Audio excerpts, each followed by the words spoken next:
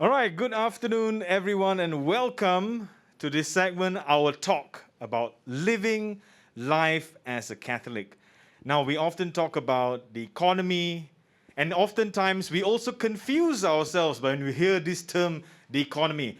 But today's session, let's treat it as a conversation, a talk. We're not here to give you a thesis on something, but it's a conversation about how you can live your life day to day as a Catholic, whether it's in your workplace, as a family member, as a father, a mother, whoever you are.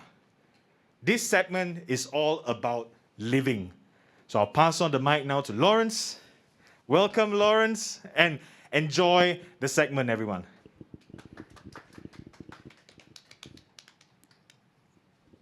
Okay, good afternoon. So this is after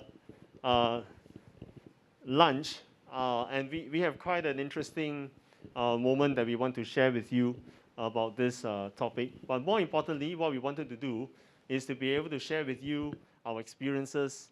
And I'm sure in your life as a Catholic, you have similar moments. And how we have done this today is that we are sharing from the perspective as a professional, we are sharing as an entrepreneur, we are sharing as in a family, so that there's something that you can take away and learn from this experience. So, of course, as part of Catholic 200 SG, what we wanted to do was to also take a walk back into the source from the scripture and Catholic social teaching, which many of you are very familiar with, and also to share with you from that view. As we mentioned, right, it's about living the economy as a Catholic and communion. Now, some of you may have heard about corporate social responsibility, right?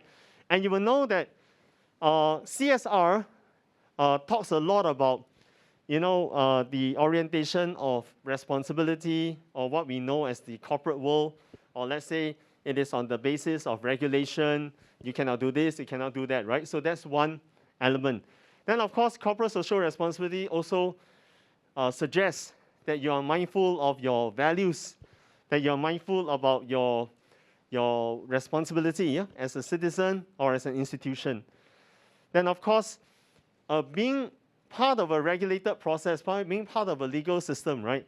They are selected application. Now, let me ask you, what would be the difference between corporate social responsibility and Catholic social responsibility? I know some of my friends here, you are in different aspects, corporate world, government, and all these things that you're here in this room. So will anyone want to venture?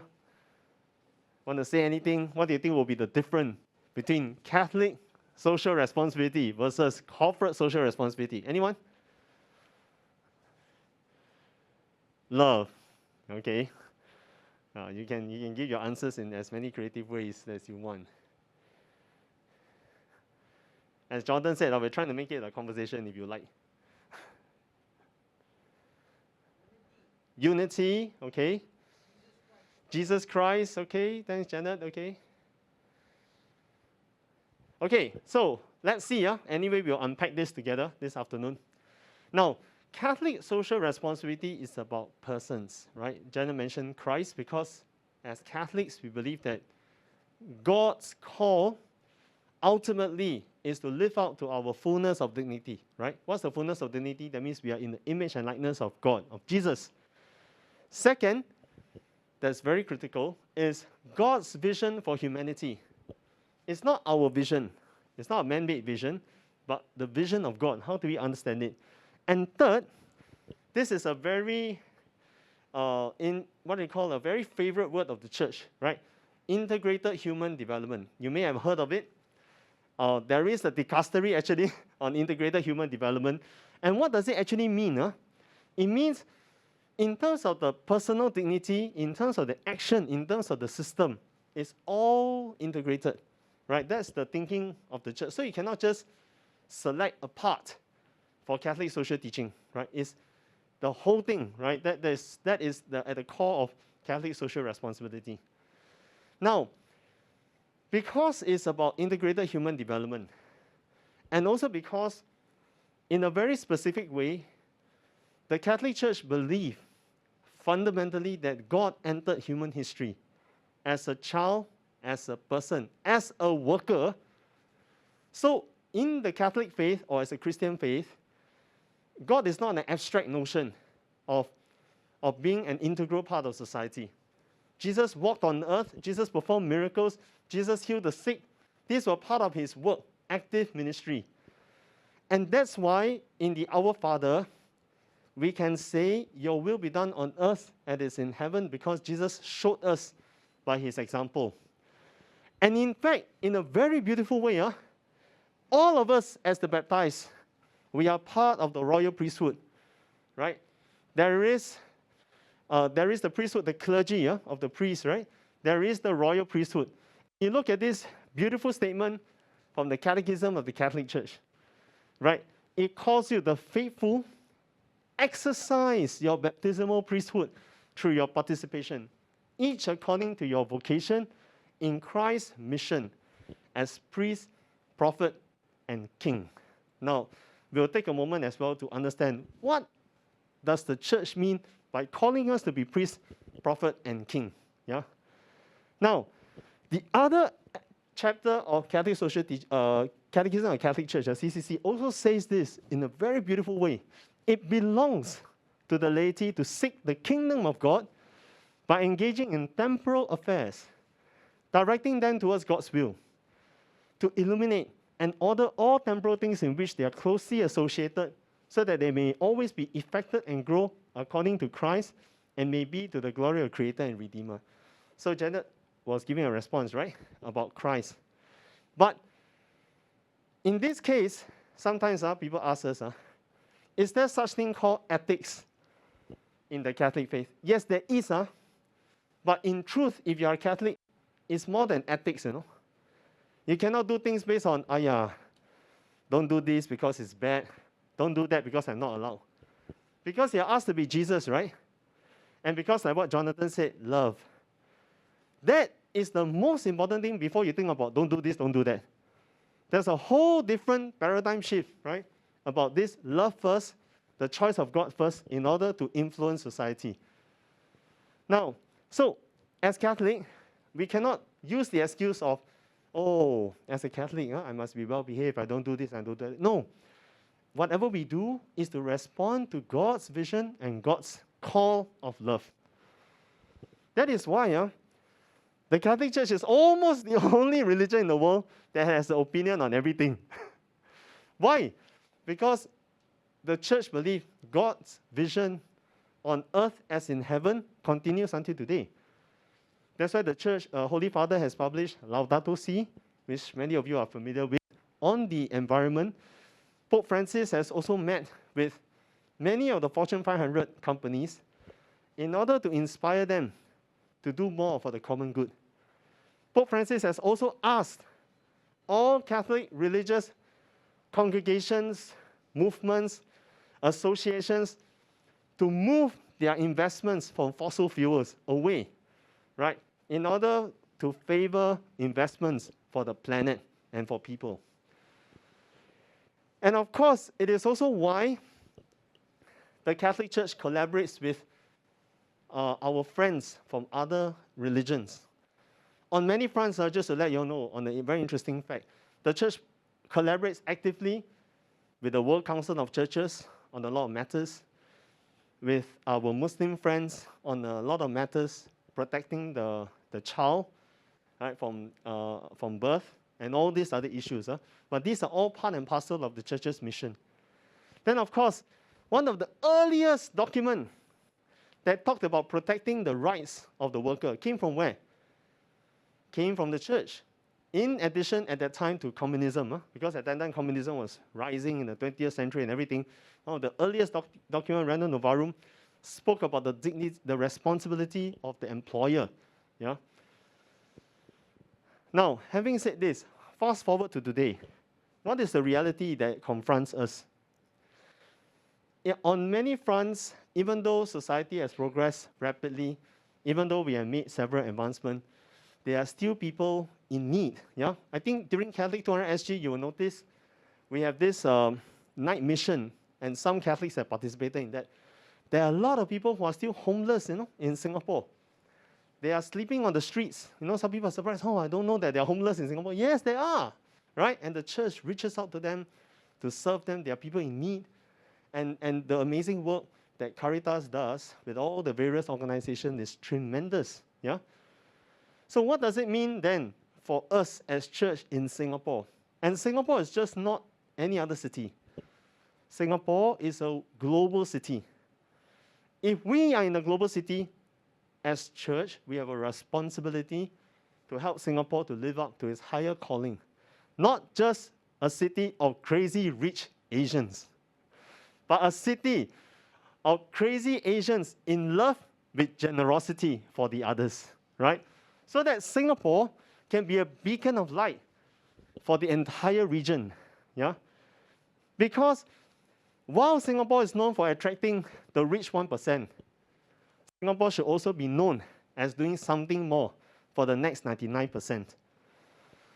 And many Fortune 500 companies have more wealth than nations, which is why Pope Francis, on 3 occasions, and also his latest address to the World Economic Forum, says that the rich and the large corporations of the world can and should do more because companies now hold so much wealth. And of course, we are living in a region that is, caught up with a lot of corruption issues. There were also corruption issues in Singapore, and Archbishop has already said, in order to overcome corruption, our Archbishop said it's very important to have the conversion of the heart. You cannot just control these kind of things by saying, don't do this, don't do that. The conversion of the heart, as Bishop has always called us to do. Huh? And of course, there's climate change. Who does climate change impact most? Climate change impact the poor, the most, and the first. Yeah? And then, of course, technology. The church recently organized a conference last year on the ethics in artificial intelligence. This is a field that the church is getting involved in many ways. There are many Catholic scientists, data scientists who are also involved in this. Why? Because you cannot just let artificial intelligence run riot. There are some things that we can do. So all over the world, because the Catholic Church is one of the largest global organizations in the world, it is our collective responsibility to shape an economy in the image and the likeness of God. So we all have to ask ourselves, in my environment, since the church asks us to be priest, prophet, and king, what does it mean? Number one, how are we a priest in our work environment, in our non-profit, because I know a number of you here serve in non-profit organization. How are we priests? We are priests where we see Jesus in the others, in the beneficiaries, in the people we serve, and in the people we work with, and being Jesus to them. And how are we prophet? We are prophet when we see things with the eyes of Jesus and proclaiming it.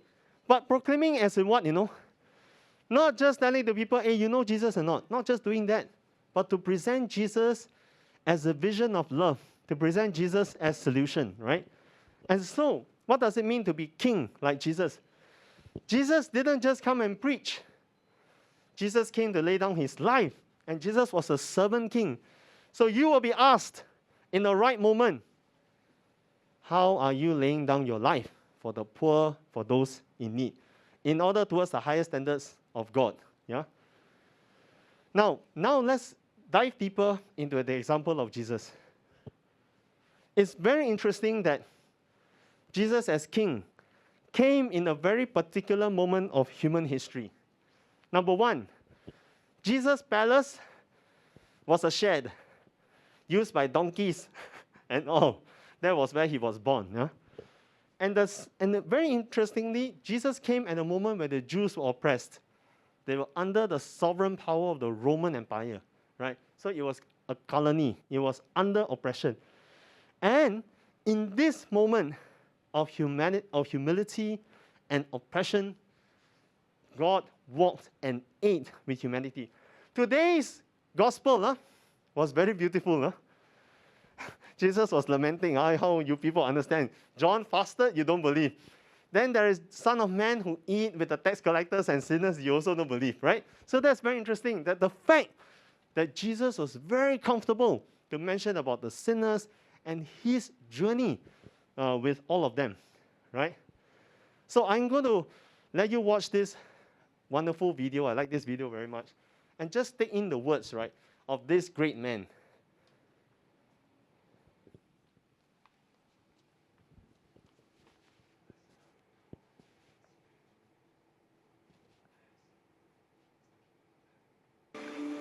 Blessed are they that mourn, for they shall be comforted. Blessed are the meek, for they shall inherit the earth. Blessed are they which do hunger and thirst after righteousness, for they shall be filled. Blessed are the merciful, for they shall obtain mercy. Blessed are the pure in heart, for they shall see God. Blessed are the peacemakers, for they shall be called the children of God. Blessed are they which are persecuted for righteousness' sake, for theirs is the kingdom of heaven. Blessed are ye, when men shall revile you, and persecute you, and shall say all manner of evil against you falsely, for my sake. Rejoice, and be exceeding glad, for great is your reward in heaven. For so persecuted they the prophets which were before you. Ye are the salt of the earth, but if the salt has lost his savor, wherewith shall it be salted? It is thenceforth good for nothing, but to be cast out and to be trodden under foot of men. Ye are the light of the world. A city that is set on a hill cannot be hid. Neither do men light a candle and put it under a bushel, but on a candlestick, and it giveth light unto all that are in the house. Let your light so shine before men, that they may see your good works, and glorify your Father which is in heaven.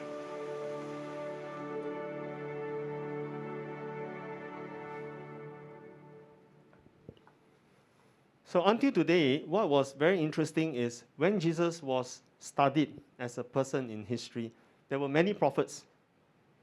Many prophets in the time of Jesus, promising healing and everything. But Jesus' thoughts, studied by many moralists and ethicists, was out of this world. Because in religion, typically, you don't do bad things to me, huh? I don't do bad things for you. It's what we call reciprocal love, golden rule. Jesus' thinking upends the very typical transactional approach on morality. And Jesus called on a higher value. It was significant that Jesus starts off in the Beatitude, blessed are the poor. Right? Because in those days, if you are blessed, God should show you, oh, you have a nice family and all this thing. But Jesus starts off with, blessed are the poor. Blessed are the meek. You don't have money, You have no status, And that is hugely significant, right, in the entire evolution and even the pathway of religions. So, the Beatitudes, the code of being Jesus, right, is a very significant code. Because it doesn't just call you to be a morally just person. It calls you to reach on to a higher set of ideals, right? That is not necessarily defined in the religions of its time, right? It asks you very difficult things. Blessed are the poor, blessed are you who are persecuted, right? It's not like, blessed are you if you worship me, I'll take care of you. Blessed are you, if you pray, I'll do you, But it asks you to go beyond, right? So this is a very significant thing. And if you looked at it very carefully, it goes beyond, as I said earlier, beyond the golden rule, right? This is Jesus' standard. And it is an important sign that it came from heaven. Because if you can mark out the ethical morals of heaven, right, then maybe it's very human, right? But because it calls you to a higher vision, you can say that it is unthinkable. Can you imagine those days when people sitting down there, listening to what he had to say, right? It was crazy, yeah? And then, of course, what is this? I am the way, the truth, and the life, when Jesus calls to bring this idea of heaven onto earth. At the time of Jesus, there was already a poverty of institutions. The Jews were oppressed. They were caught in the between of many things.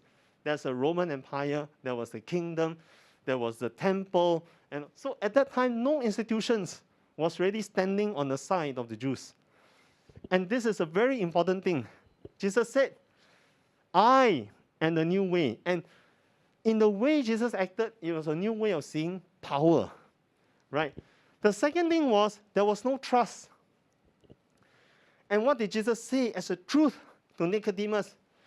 God so loved the world that he gave his only son, right? That was another significant thing, right? That they thought, the Jews thought, hey, God is going to save us again by sending another king, right? Fight people. But Jesus said that God offered his son as a salvation for the world. Then, of course, the other thing, Jesus promised life. In following me, you will be able to renew the earth. And that was something even the apostles didn't understand at the time. And that's why they were afraid. They wanted to run away, remember? And then, of course, later on, they found courage. So this is what we are asked to do, you know. I am the way, the truth, and the life. That the church cannot just exist. And Archbishop has said this many times. Okay, we are the church. Huh? We are by ourselves. No, we have to go. And we have to go out. We have to understand people. We have to walk with people. Yeah? So, how do we read the mind of Jesus if we are going to live the economy as a Catholic? Jesus said, the generosity is based on the heart, not the amount. Look at the woman who gave most. The other fellow gave more, but the woman gave the most, right? Your heart. Second, about power. What do you see as power in the economy? Is it someone who has a lot of money? They have power? Or do you believe that because God is in you, even though you have lesser than other people, you have more power, right? Then, about foreigners. Jesus said about the Good Samaritan. By the way, very interesting fun fact, right? The Catholic Church in Singapore is a very global church. We have French community, Filipino community, Myanmar community, you know, all the various communities you can call it, no? It's all present, you know, in our Singapore diocese, right? So it asks us to see there are no foreigners. We are all sons and daughters of one God. About giving, strange, huh? Give and you shall receive, you know. Seek and you shall find. It's a very strange thinking, right? Even until today, I must say. So every day, when we pray the Our Father, the Our Father is a summary of the vision of God on earth. Because he asks you to do 3 difficult things that as a normal human being, very hard to do. First, he said, thy kingdom come on earth as in heaven. Alamak, every day, whatever I do, I must pay attention to what God is asking me to do from heaven. No, how to do. It means discernment. What should I do every day? Yeah? Second, very hard to thing to do as a human being. Give us this day our daily bread. As Singaporeans, very hard. Ayo, no money, how? Even in our church, right? Sometimes we organize event, right? What is our response when the priest asks us, we need to raise money for this? No money, how? You know, we are also afraid, right? But God, every day you pray the Our Father, don't forget. We are asking for the grace of God to believe in providence. And later on, we'll talk a lot about providence. Last thing, hardest thing to do as a human being, very hard. Forgive us our sins as we forgive those who trespass against us. That means the person cycling, coming to your path, forgive them. Yeah? That means your colleague, very irritating, backstab you many times already, forgive them. The 3 things, that's why my friend always asked me, Lawrence, I want to be a Catholic. You sure or not? Catholic, cannot be so human, must trust God. Catholic, cannot just got money then do things. No money also must do things. Catholic, forgiveness. Yeah, that's the hardest thing. But this is what God calls us. Yeah. So with this in mind, what is the prophecy of Jesus for the economy? Non-violence. Many a times when we do things in Singapore also, we can be violent, not really violent, but we get very upset, very impatient. How come things not happening, Then we are violent to each other. Violent in our language, right? But Jesus is, Caesar is going to sentence him to die already. My kingdom is not of this world. Especially when you hear our priests read this, they are very slow, on reading this part, right? Then the second thing, dealing with injustice. He was betrayed by his own, someone who ate at the same table with him, wrongly accused, and he forgave them. Lastly, the truth, right? Just a few weeks ago, The Economist, I think they put out this article that was very fascinating.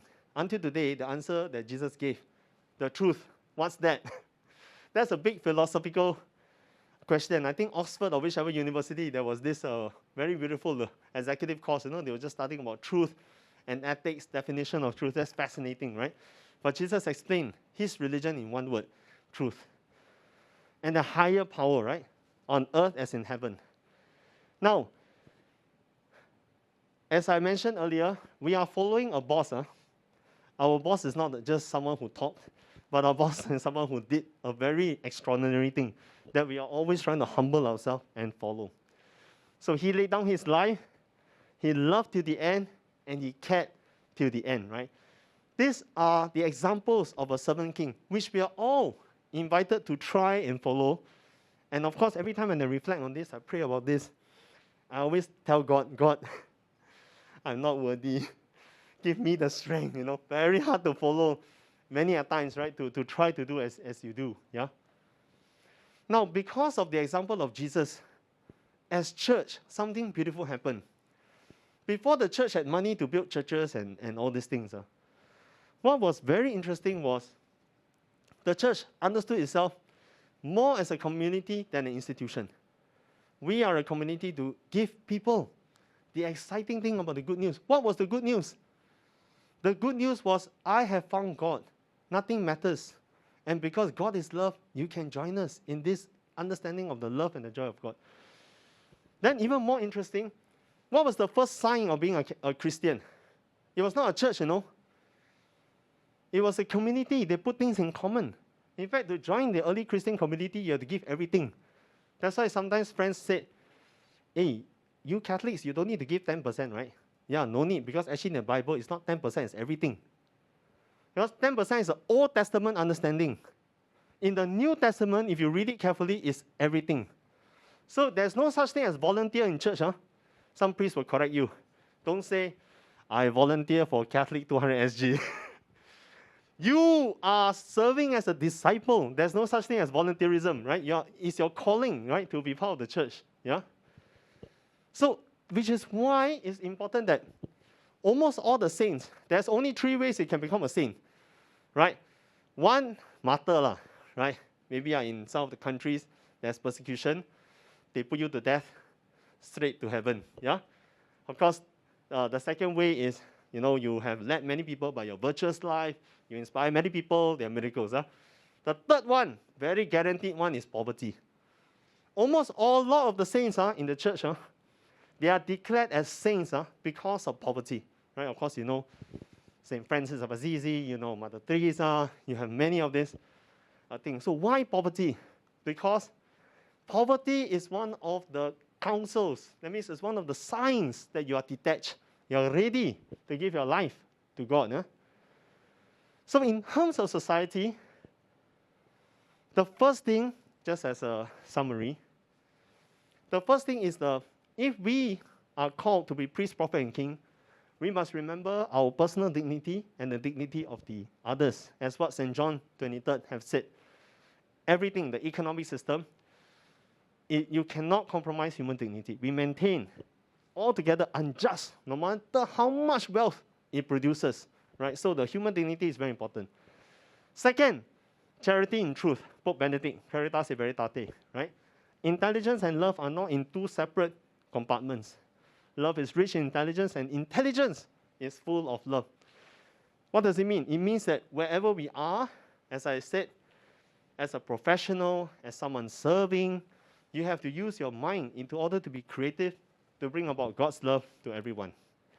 And then, of course, planet, Pope Francis and Laudato Si.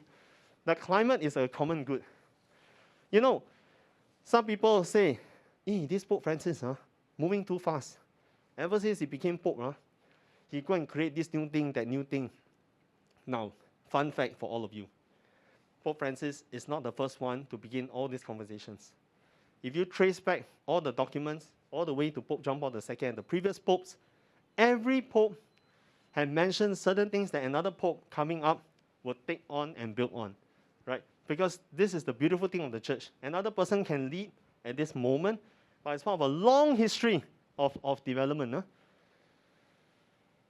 So in the 21st century, for Catholic social responsibility, as I mentioned earlier, as priest, prophet, and king, how do I see Jesus in everyone?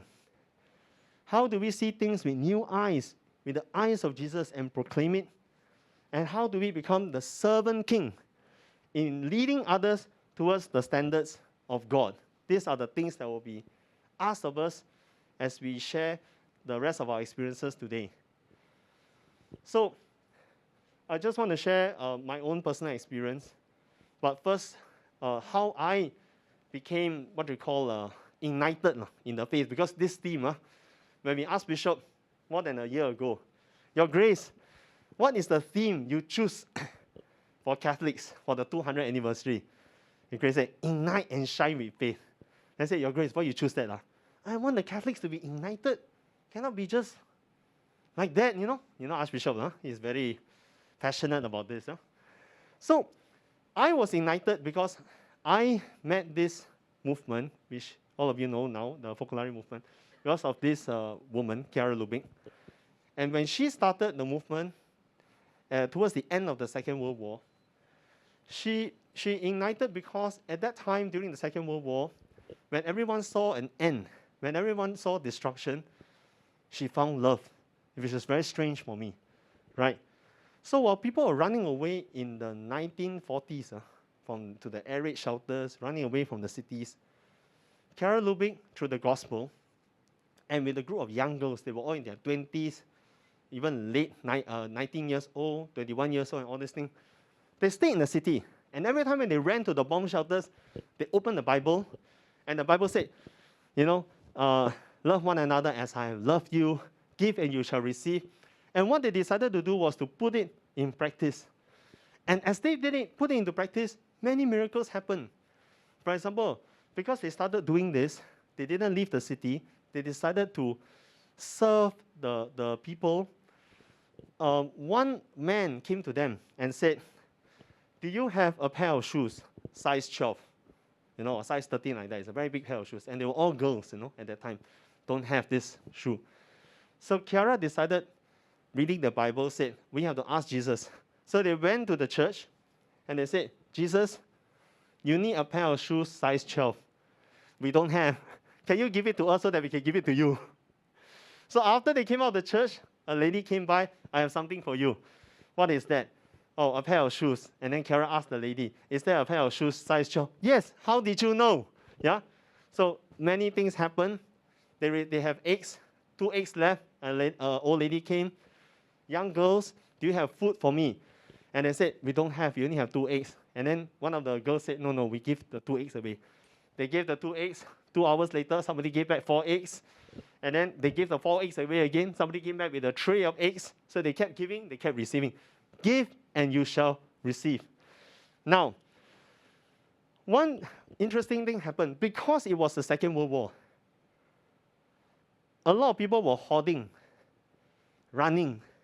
And then you have these crazy girls, young, beautiful. One of them wanted to be a professor. One of them about to get married, but don't know where the husband is during the war. Everything was shattered. Everything was disappearing, right? And because of the gospel, because of the way they were so positive, people started to give them a nickname. Because in Italy, it's very cold, right? And when you are cold, you go to the fireplace.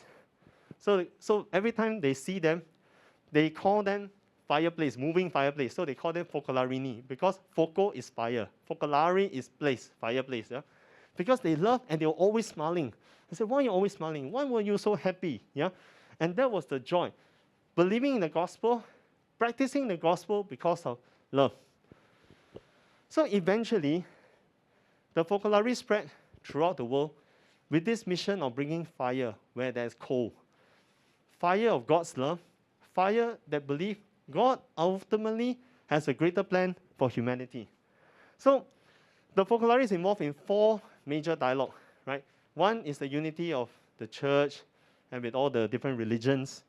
And of course, there's unity in politics. Then today we are talking about God's plan and unity in the economy.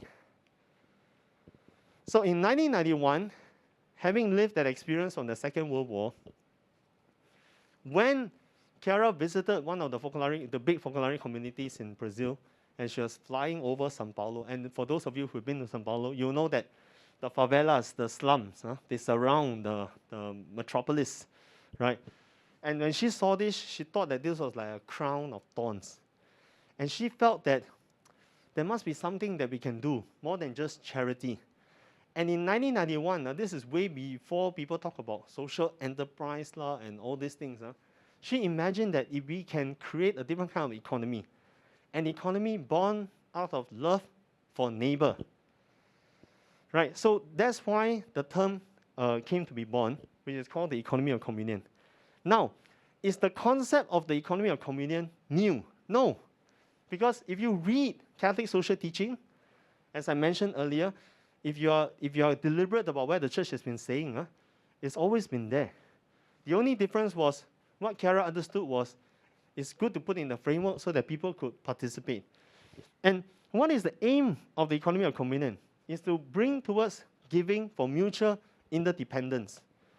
Now, for those of us who are very familiar with social enterprise, sharing economy of communion, let me explain what is the difference. If you are a social enterprise, you have a special calling. Because I work with social enterprise as well. It's not easy to maintain social enterprise. You achieve social aims through a business. You help beneficiaries, you provide aid, you run a normal business, provide help for them. Yeah? Sharing economy, what's that? Grab, Airbnb, that's a sharing economy. Okay, put access goods or access things in common for people to use. But what is the economy of communion? The economy of communion is to bring unity in the economy to end poverty, right? That's the aim of it. Then, of course, what's the goal? Social enterprise. Serve the underserved, right? People who don't want to help. For the sharing economy, it's about maximization of resources. Then for economy of communion, bring about the united world through the economy. Well, what's the level of participation? In social enterprise, you must be clear about business, beneficiary, participant. Yeah, as straightforward as that. Sharing economy, people with the means, businesses. But for the economy of communion, it's all. Everyone is a participant. And what's the relationship? For social enterprise, it's developer and participant. That means someone create the business framework, someone create the model, then specific people participate. Then for sharing economy, it's about coordinator, participant. Grab is a coordinator, right? Grab don't drive all the taxis and everything and all the cars. They coordinate. For economy of communion, because it tries to respond to the vision of Jesus, that means you cannot see the poor, and later on I'll talk about the definition of poverty from the eyes of the church and the economy of communion, right? The poor is not someone who don't have, You have to see them as equal, right? So from the economic dimension, you have participating enterprise and recipients of social enterprise. Then for sharing economy, you have resources. Then for the economy of communion, ever since for 30 years, there are professors, people in government. Economy of communion has been presented to the United Nations, the European Union, in order to change and shape policy for inclusion. And then, last part, cultural and spiritual. Social enterprise, of course, now is very trendy. In Singapore, we have been doing enterprise for more than a decade already. And Singapore is quite a vibrant community of social enterprise. Sharing economy is a lot powered by technology. Then for the last part, economy of communion, we have Muslim friends, Buddhist friends, who are also participants in the economy of communion as well. Now, what is at the root of the economy of communion? Just now I was saying priest, prophet, and king. And Chiara Lubich is a quintessential Catholic daughter of the church. But what she understood in the economy of communion is, can you have a giving economy without changing your heart? The answer is no. You cannot have it as a concept. Nowadays in business and being a management consultant, I know this. You can go on and on telling people about sustainability, inclusion, but in truth, the people who follow through, right, the hearts already are there. They change, right? They are the ones who are passionate about it. And I know so many of you here who are involved in various initiatives, you know that. You have to work with people with a light-hearted. Their heart is already there to care for others. Then easier to talk. Or else you can tell them all the theory, you can waste a lot of time. Yeah? So it is key to have a community around it. So in order to help you understand, and later on when we share our experiences, there's this 4R concept, but that is something that I mentioned earlier as well about Catholic social teaching that you can note. First, relationship building. You see, just like Jesus, he's not speaking to you from the clouds. Oi, Lawrence, love one another as I love you.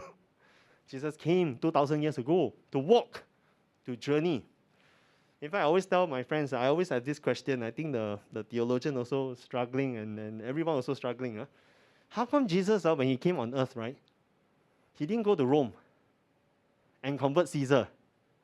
Then, already, the whole Roman Empire is converted, no? But Jesus spent a lot of time with only a few people.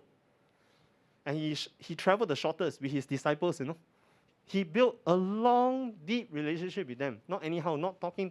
He spent a lot of time with a few group of people. So relationship building, first, is key in the concept of the economy of communion. That means it's just not about activism. Okay, let's organize something. Let's take care of the poor. No. Relationship. Next is reciprocity. Now, what does it mean?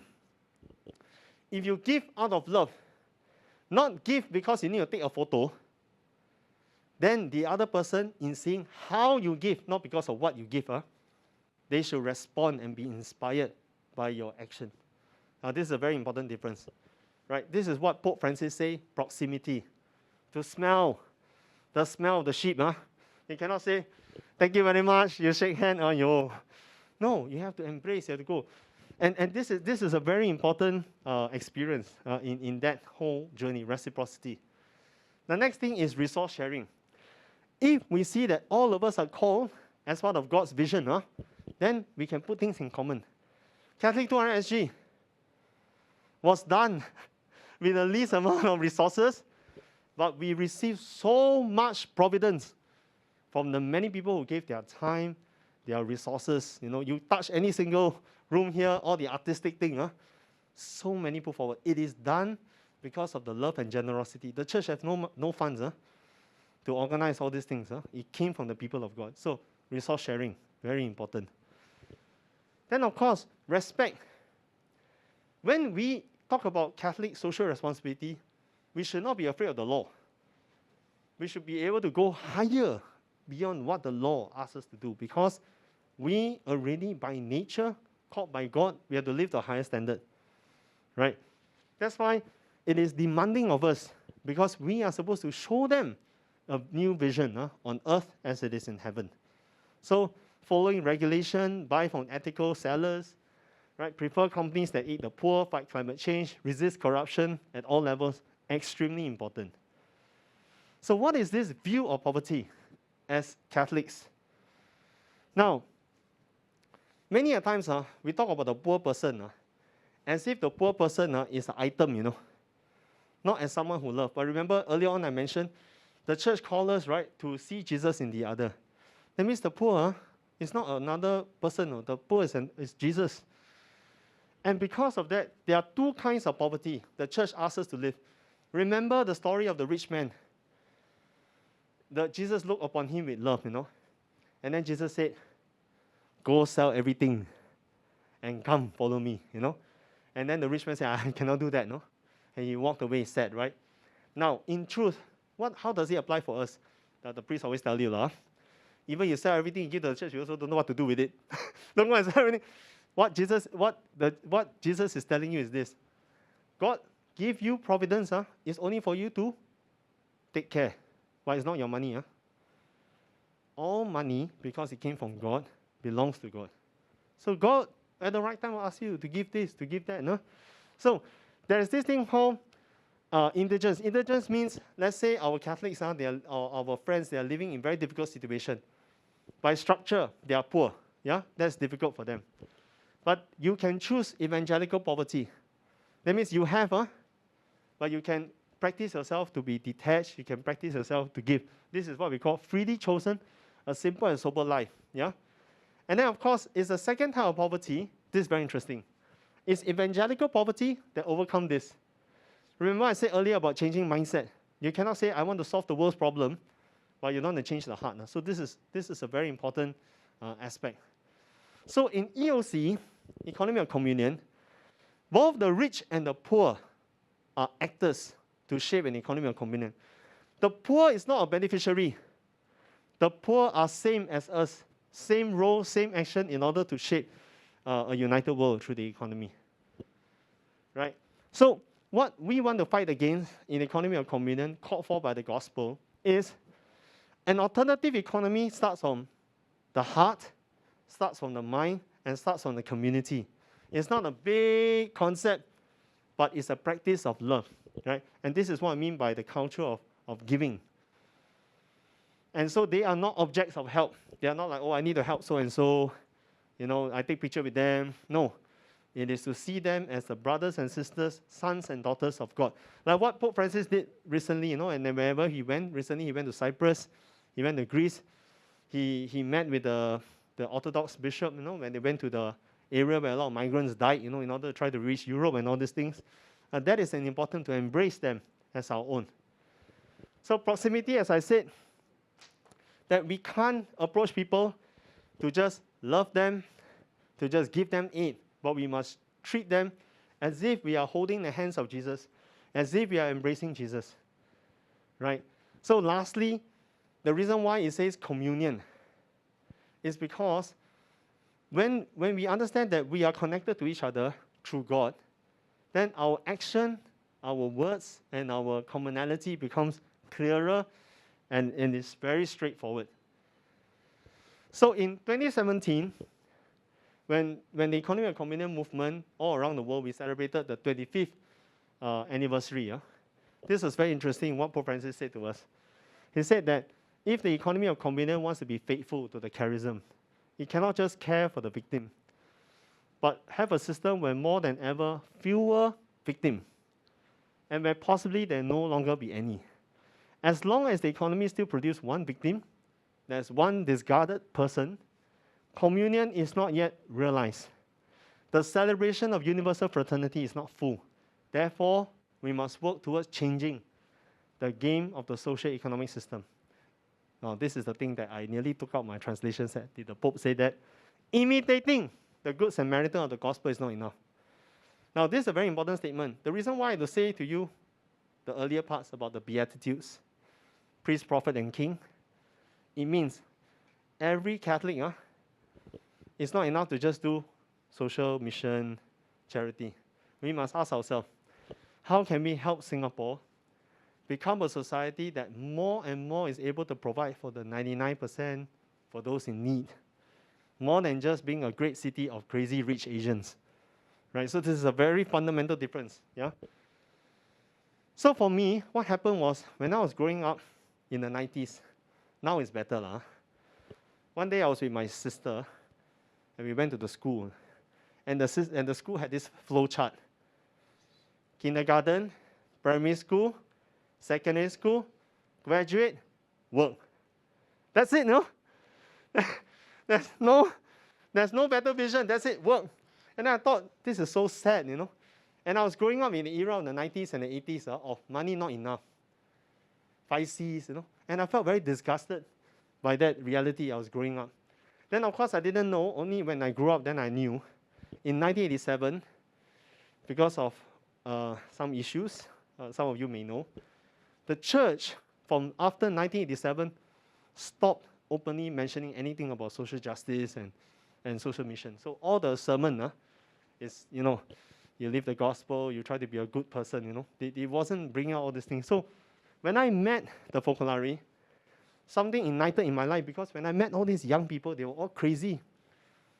They had situations like in Italy, they fight corruption, they fight pornography, they do public campaigns, they give money to the poor, and there I am, a Singaporean, always thinking about money, money, money. And these people are living the gospel, you know. So that was what shocked me in that period of time, right? And one thing that shocked me was, I grew up in a family, my father is a contractor. We don't have a lot of money. They invited me to go for a youth meeting, 1992. And I said, okay, I tried to go. And then they told me, don't worry, somebody will raise money for you. So I thought, who is that somebody, Maybe some rich guy will raise money, then I can go. So they said, oh, the money arrived. In those days, $500. Okay, so plus some of the money that my family, my dad gave me, I went to Rome. When I was in Rome, and there were 9,000 of these young people, a group of German youth went around look at my badge. Are you from Singapore? Yes, I am. Are you Lawrence? Yes. Is that Anthony? Yes. Oh, we are so happy to meet you. Oh, they're all much younger than me, some of them. Oh, we are so happy you could come. We were the ones who raised money for you. Oh, thank you. How did you do that? We bought 2 chicken. Each one of us have a few chicken. They lay egg.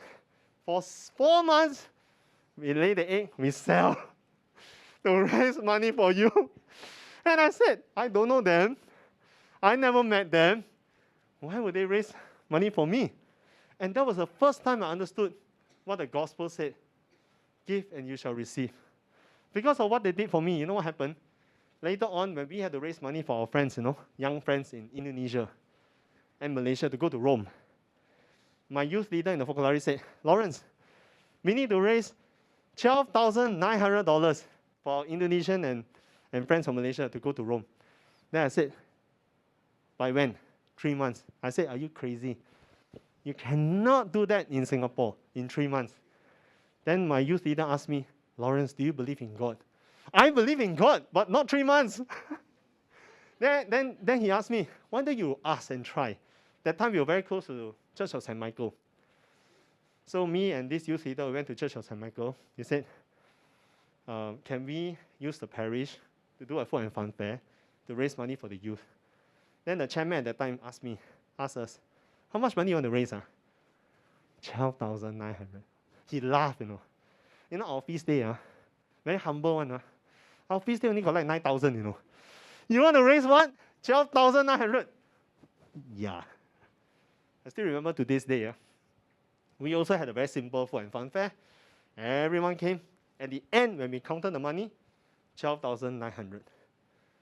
So this was a very important, life-changing story for me. Once you believe in God, right? Once you believe that it's not about money, it's about you believing in the power of God, it's very important. So when I started my business, I run a very small consulting firm. Of course, we are present in 16 countries, but we have 1% here, 2% there, 3% here, 3% there. Altogether, we are only 50 people. But when I remember the experience of fear not, trust in God, I said to my team, whatever we do, the reason why we have to make it as a purpose-driven consulting firm is because we are called to influence a better economic system. Not regarding the fact that many consultancy firms are tempted, because like one consultant, when I just started out, I told him my vision. I want a consultancy that will change the world. And he is one of the partners of the Big Four. He laughed. Lawrence, we are con men, not saints. You want to survive in the consulting business, you have to be a better con than the other one. Then I was so sad. I said, you are very idealistic, Lawrence. You cannot survive in the business one. I said, but this was many years ago. Like I said, now the consulting world has changed a lot. Now it's all about sustainability, inclusion. But in those days, in 2000, you want to get any project in other countries, in Indonesia and all, you better pay bribes, And we refused to pay any of those bribes to get the job in those days. Right? So we survived, thankfully, over the years. And what we wanted to do in our purpose, Constellus is not a Catholic company. We have interfaith, we have Protestants, we have Muslims, we have Buddhists. But what we try to do in our humble best is to help people, leaders, companies, and cities discover their better self, enable them to become the difference they are meant to be from the inside out. And one experience tested us in the early years. We were chasing this project, and this project was very important to us, $100,000. Almost going to sign already. Then the Singaporean company said to us, hey, Lawrence, we like you very much. We like your team very much.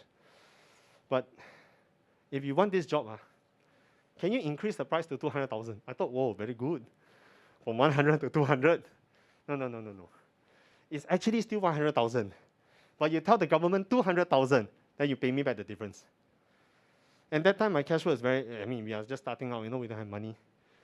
So I was very uncomfortable. I didn't want to do that. So I went back to my business partner, one Methodist, one Buddhist, and one Muslim. I said, I don't want to do, but I don't want to force you all not to do because we need the money. And I was so grateful, until this day I cannot forget. The Methodist said, yes, we cannot do. It's wrong. We'll go to jail. Okay, good. Then the Muslim said, Lawrence, I join you because I believe in Allah. I want to do the right thing by God. Great. Then the Buddhist one said, of course, I as a Buddhist, I want to live by my right values. But easier said than done because we need the money. So we told the guy we rejected. So what we did was, I told the Methodist and I told the Muslim this. Because the Muslim pray on Friday, the Methodist pray on Saturday, I go to Mass on Sunday, we all entrust to God providence. 1 week later, we got another job. Chinese Chamber came to us, hey Lawrence, we got this project for you. Okay, what is it? Okay, you need to do this, you need to help them, they need to sign already, very fast, very fast. Oh, fast, no problem. How much is it? 100,000. So there were many of these experiences, and this was the project, NTU. This was the 100,000 that replaced our loss for the 100,000. So what we realized is that when you try to live, not as in on the basis of just be good, don't do the wrong thing, but to actively trust in the providence of God, right? You can attract a different kind of people. Like the people who join Consulars are also crazy one. We got people from Croatia, coming from as far as Africa, coming from Latin America, who join us simply because they believe in a better consulting, a better type of consultancy. One of the guys said to me, look, I worked in many big firms, and I have yet to see a firm that's trying to apply purpose as part of the business model. And I'm very comfortable with you and what you are trying to do. So the second thing we try to do is that we try to do our projects in 3 ways. We serve the rich companies, the MNC, and then we serve government, of course, for impact. Then we serve the small companies where we give a ridiculously, we are not making money, right? But in these 3 ways, we are able to spend quality time with the companies in need, right, in order to help them. Because the people who need consultancy, right, actually it's not the big companies. The people who need more is the one-man show, the small companies, and when we are doing so much, then it's very satisfying to do that kind of work. So while the company is Infinite Transport, you may have seen Jabez, right? He nearly received that sentence, Jabez, right? But he didn't. He received a second chance. And his company, logistic company, employs the ex-offenders. And so we work with them. And every project, what we try to do is not just to look at the financial number. A big part of our study is to study the relationship. How does he love? So he tells us about his time, Every day I spend time talking to my staff. So 40% of his time is counseling, And of course, in this project, my brother there, Stephen, was very involved, in walking with them, trying to understand them, trying to feel their pain, right? In order to journey. So this is what I mean by relationship. And that leads to reciprocity. And of course, now they are doing better and better, and he's running a very successful business. Then the other thing is that right now, many young people are in search of purpose. Not only that, sometimes when we serve many organizations, they are doing so many things, they are lost also. What to do, how to do, So one of the things that we do increasingly a lot is to help them find purpose, right? No matter whatever religion you are, right? Oh, so this was a Catholic university that we worked with them to develop how to define purpose in order to have a better journey for yourself and for your relationship. Then the last thing that we just completed recently was this thing called holistic leadership. Because in the new economy, as I mentioned just now, what is very important is to change the heart. Not just, have a model, but how to help people find themselves. How do they practice and apply change from their role as leaders, right? So this course, over 20 leaders from healthcare, some in the universities, some in private business. They came together to learn an 8-part series, right, on how to discover themselves as a person, heart and spirit, and how do they understand the relational dynamics, how do they practice embracive thinking, and how do they turn these values into operation. And what we also try to do is that, this was a very interesting project. We collaborated with Design Singapore to talk about inclusive economy through design thinking, right? So this is another example, as I mentioned earlier, that no matter how small we are, if we believe that God wants us to contribute to shaping a different economy, right? If we try, it can happen. Now, how this event came about was very funny. I was talking to Design Singapore. I said that, hey, nowadays we are talking about inclusive economy. Are you interested? Hey, now we are very interested. We can do something together. But imagine now if I never ask, if I assume they're not interested in it, right, it will never happen, So we gathered more than 150 speakers, experts, even from Sri Lanka, from China, all sharing their various experiences of how they are shaping an alternative economy. Now, likewise in the church right now, in Catholic 200 SG, right, we had so many different talks. Why? About work, about our work for the migrants and everything, is because the church is very, very comfortable in the discussion of social, political, and economic trends, because the church is involved in a lot of these things. So, the conclusion for this part, as I invite my friends to share their life experiences on living these various aspects, right, is this. As I mentioned earlier, being a priest, right, priest, prophet, and king in the church, right, it's about seeing Jesus in everyone, being Jesus to them. And prophecy is seeing things anew with the eyes of Jesus and proclaiming them. And then being king is, we are all asked, the church is asking us to be the servant king. Right? So I know you have questions. We are going to have question and answers, so you can take note. And later on, we look forward to a very lively dialogue. And yeah, I'll do this at the end. But now, I'd like to invite Dr. Donvana to share her experience with us. Donvana, please.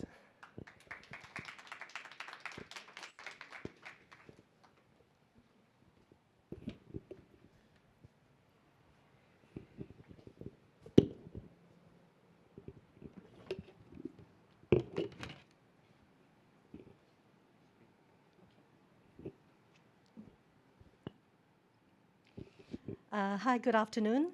I'm Donvana. I'm a chiropractor and the founder of Grace Act Chiropractic Clinic, Hong Kong and Singapore. I'm originally from Hong Kong and I moved to Singapore 12 years ago. So when Chiara first launched the idea of economy of communion in 1991, I was still a university student, but I was deeply impressed by Chiara's concrete love and concern for the poor, and her wisdom in finding the simple yet revolutionary solutions to love one for the most urgent social problems, poverty. At that point, I felt there's nothing I can do because I'm not a graduate yet. But the seeds of the EOC has already been planted in my heart. After graduating, I worked at a very well-established clinic in Hong Kong, earning a good salary. I did not lack anything materially, but I felt that there is something missing in my life. So when I finished my 2 years contract, I decided to go to the Philippines to serve at Bukit Balit, a social community place run by the Focolare movement in Philippines.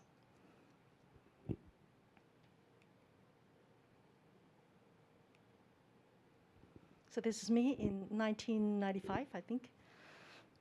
While I was working at the clinic with other health volunteers, we provide medical and health service to the villages. It was an unforgettable experience that opened my eyes of the poverty and mystery in the other side of the world. But I could also see the joy of the faces of the Filipinos who, despite their poverty, were practicing the culture of giving. Sometimes I would go to the village to visit the people and to give them chiropractic treatment. I know that they cannot give me any money, but in return, they'll give me fruits like banana or pineapple, or a smile, or just simply say salamat to show their appreciations. I was very happy and fulfilled that I can offer my service in such a meaningful manner. So the deciding factors for me to open the clinic for the economy of communion is my experience in the Philippines. Upon my return to Hong Kong, I decided to hand in my resignation letter. I was very unsure about opening the clinic. And I had no training in business management, but God's immense love reassured me of His plan for me. I recall one morning back then, I went to the clinic. I looked around my room and was worried.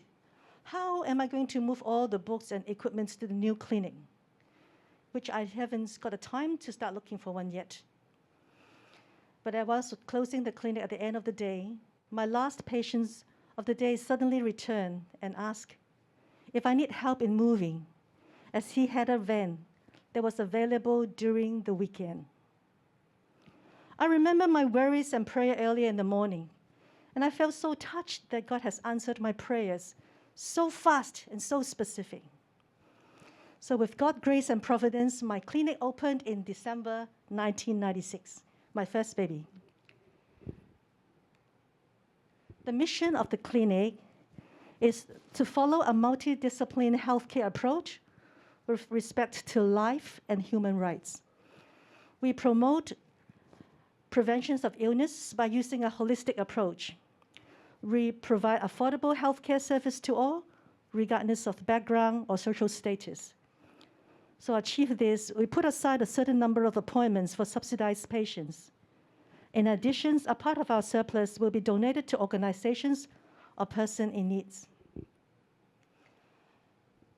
I felt so joyful at work, and for me, every patient that walked into the clinic and walk into in the clinic is like Jesus. As he said, "You do it to the least of the brother, you are doing it to me." Besides this, my work become a sacred gift for Jesus. I give my 100% to each patient.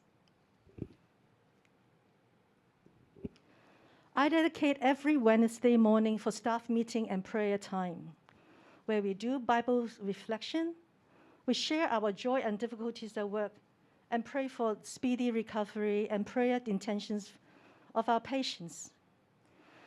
During the meetings, I reiterate the missions of the clinic and share further on the concept of EOC, while giving them training and updates on the progress of the clinic. The staff felt that they were not only protagonists and partners of the enterprise, but also building a warm family atmosphere.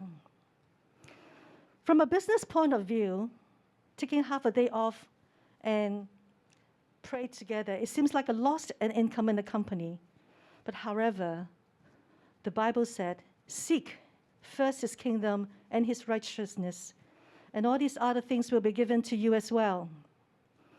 What we gain is the experience of strong fraternal love among us in the clinic. Patients will ask me about my faith, and then they want to know more about Catholic and how to become a Catholic. And some of the people, they left the church and they come back. I believe that this mutual love and respect among staff and patients would like a magnet that would attract others. Within 3 years, we expanded from just 2 of us to 5 chiropractors and 7 assistants working in the clinic. I also needed to rent a bigger place to accommodate more patients, wheelchairs, prams, etc. This is the photo that was taken while we were celebrating 10 years anniversary.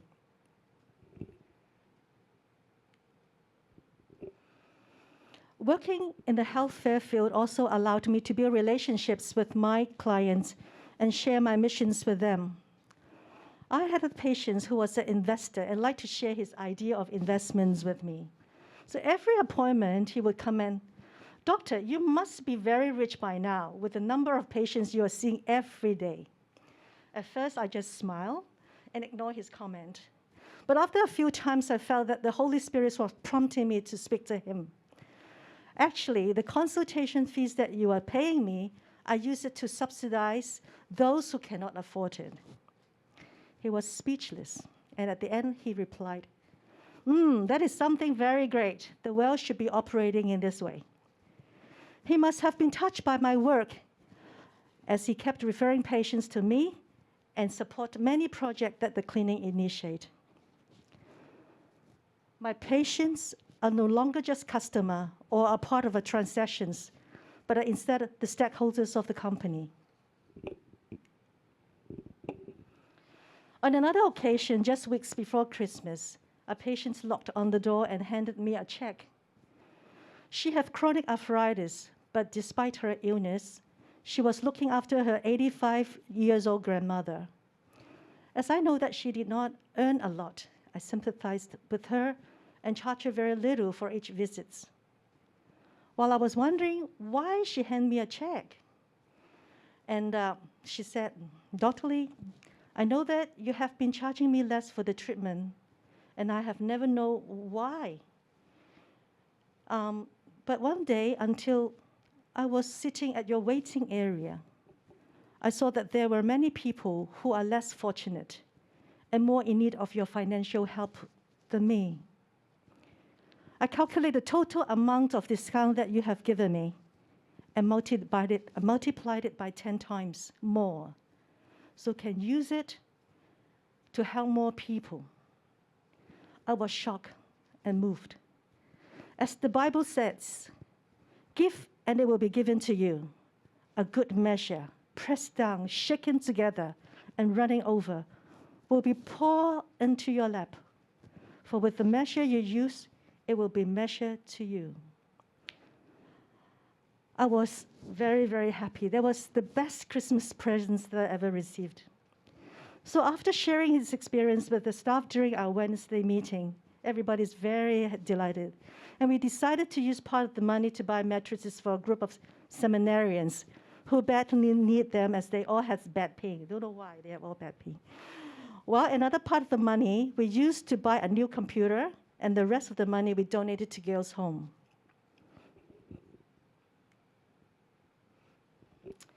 Every business has competitors, and my competitors are fellow chiropractic clinics. There was this old lady who suffered with knee pain and was not able to walk long distance or climb stairs. It took her 45 minutes by bus to travel from her home to my clinic. This long traveling did no good for her recovery and would waste the treatment I've provided to her. So I called up a chiropractic clinic near her home and checked if the practitioner was able to treat her problem. From then on, our clinic formed a mutual referral system. I also started referring patients to other clinics based on different locations and specialities.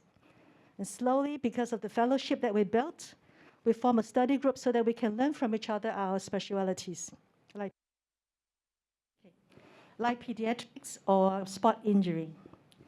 By finding the similarity and differences of each clinic and complementing each other, we were no longer competitors. By finding similarities and differences of each clinic and complementing each other, we were no longer competitors, but collaborators that we worked for the well-being of for the patients.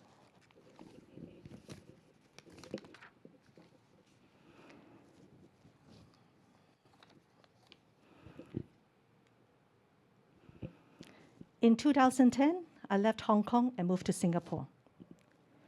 I left the clinic for my partners to continue operating it according to the spirit and principle of ELC until today. And this year, we will be celebrating 25 years anniversary of the clinic in Hong Kong. So after living in Singapore for 10 years, I've decided to open a chiropractic clinic in Singapore. The passions of using my skills and knowledge to help the sick and the poor has never diminished. Last year, I felt that it was the right time for me to open the clinic as I had fewer family commitments. I opened Grace at Chiropractic Clinic Singapore at the end of March 2020. But the following day, the government announced the circuit breaker. Chiropractors are all considered aligned health workers, and my clinic was not allowed to operate. I was devastated, as I used up most of my cash for rental deposit, renovations, and for purchasing equipment. I thought that opening the clinic at that time and location was the will of God. It was a perfect location close to the MRT station, affordable rent, the clinic is spacious, and accommodating many patients.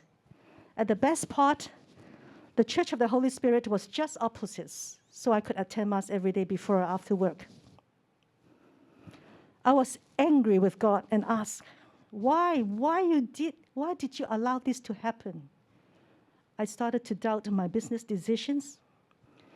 With the circuit breaker extended for another month, I was on the edge, thinking that I might need to borrow money to survive. This is the first time I feel I'm so poor.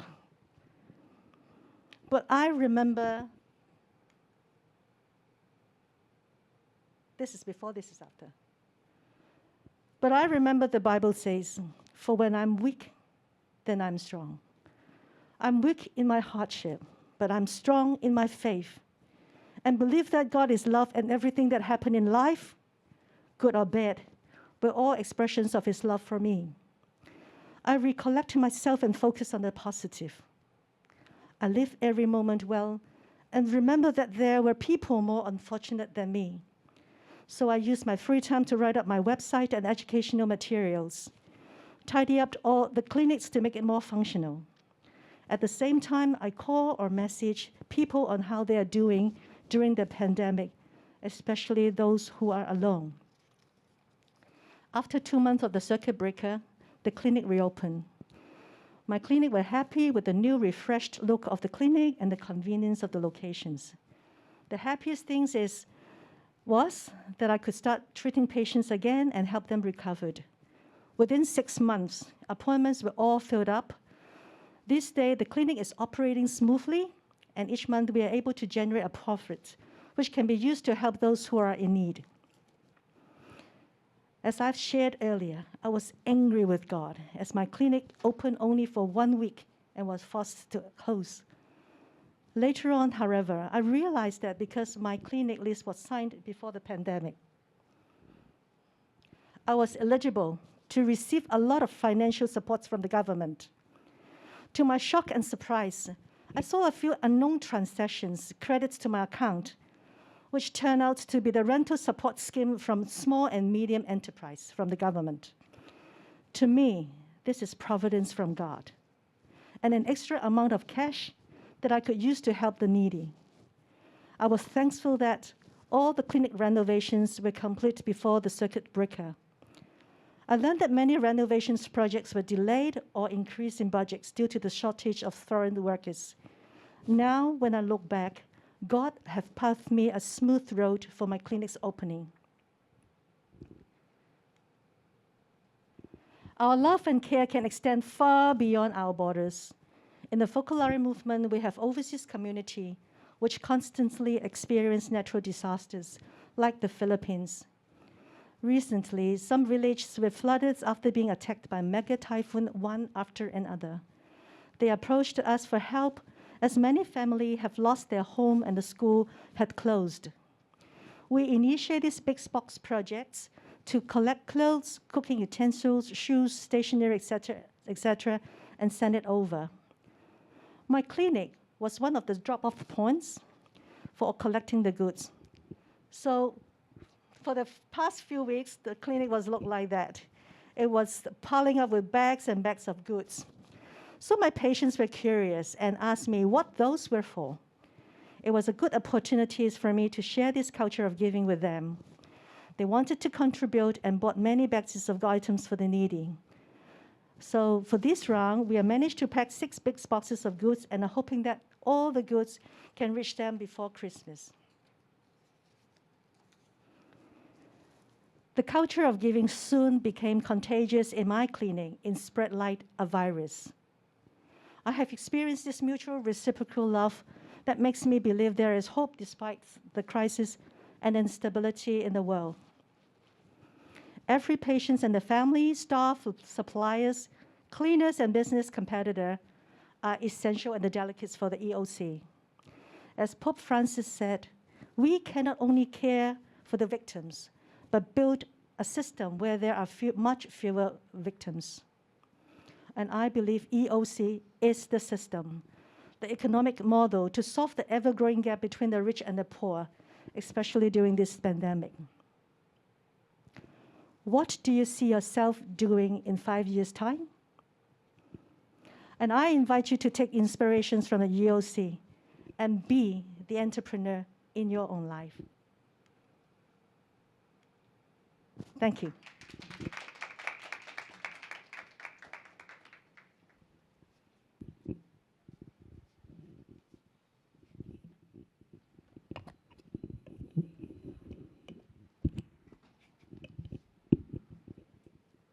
All right, good afternoon, everyone. Now it's my turn. Let me just move this out of the way.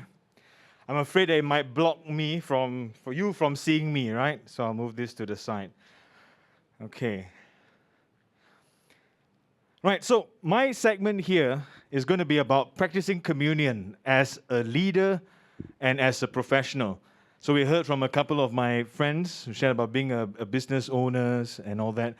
But this business is not mine. I take care of it, but it doesn't belong to me. So I'm sharing with you how I live it as a professional. So my name's Jonathan, so I can't unmask myself, so there am I with my smile. So I work for this company called The Brand Theatre, and it's another consulting firm. We're full of consultants in this room, yeah? But not con men for sure, right? Not con men for sure. So I work in this consulting firm that was founded in 1997. I'm not that old. I joined the company much later. So I was given the opportunity, although it wasn't mine, but my boss basically gave the company to me and said, run it. So which I did. So every story starts somewhere, and that includes mine. Why am I involved with the Focolare? Why am I involved with the economy of communion? Every story starts somewhere. Maybe not so far back. Not so far back. Let's come a little bit forward. Started 1999. So some years back. How long ago was that? 99, well, some years, right? Year of the rabbit. And there, as a 15-year-old, was my first encounter with the Focolare. The year where people were basically pressing the panic button because the next year is going to be year 2000 and everyone's like, help me, the world is coming to an end. The year before that, maybe because I was scared that the world was coming to an end, I decided let's do something and let's join the Focolare. So there I was as a 15-year-old. Some years ago, so I will hide my age, right? I met the Focolare. And what I'm going to be sharing with you at this point first, so I build up some context to this entire story, is that I start with an experience of providence. Now, we've heard this term a couple of times today. What is providence? And I'm not here also to give you a theological discussion about what providence and what the economy of communion is all about. This is really a heartfelt sharing about what it has done for me, how it has driven me to think, and most important of all, taught me the biggest lesson ever about what trusting in God's will is all about. So, even after meeting the Focolare and having lots of fun and talking about God and planning for event after event, I was spending so much time in church together with my friends that some of the parents complained and said, my child is spending too much time in church. So I was like, wow, that really upset me. And I was at that time 15 years old, very impressionable. I was affected by everything. And after a couple of years, I decided to say goodbye to the church. I didn't want to go to church, didn't want to pray, didn't even want to do the sign of the cross, nothing. So that's why this picture of the desert, it felt like I was wandering around the desert. Not for 40 days, it was longer than that. Right? I stayed away from the church for a good 10 over years before a series of very, very unfortunate events. Right? Bad relationship plus bad decision, bad life-making decisions, and bad business decisions at the end basically left me with nothing. So in this moment of nothingness, I was like, oh man, I've got no friends, no money, and I really did not want to do that. I was too proud to ask for help, too proud to accept that I was at the mercy of whatever powers there was, or there is. And in that moment, I said, okay, I have nothing. And finally, in my pathetic state there in that moment, I looked up. I was like, God, if you're there, why did you forsake me? You know, in that moment, right, I still dared to say that when I shouldn't have, right? But I did. And somehow I reached out to a friend who happened to be Lawrence. And after many years of not speaking, I called Lawrence. And Lawrence said, oh yeah, let's go meet. And I still remembered we met at a place in Yishun and it had some very good tau hui. It's closed, so I cannot give you the address. So we sat there, we talked for quite a bit.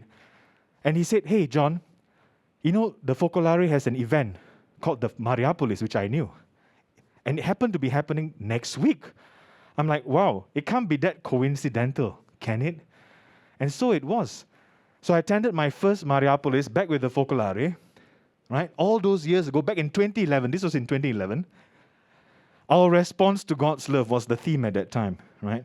And I said, wow, I definitely responded. Because when Lawrence called to ask me, would you want to go for this event? I was like, yes, I'll go immediately.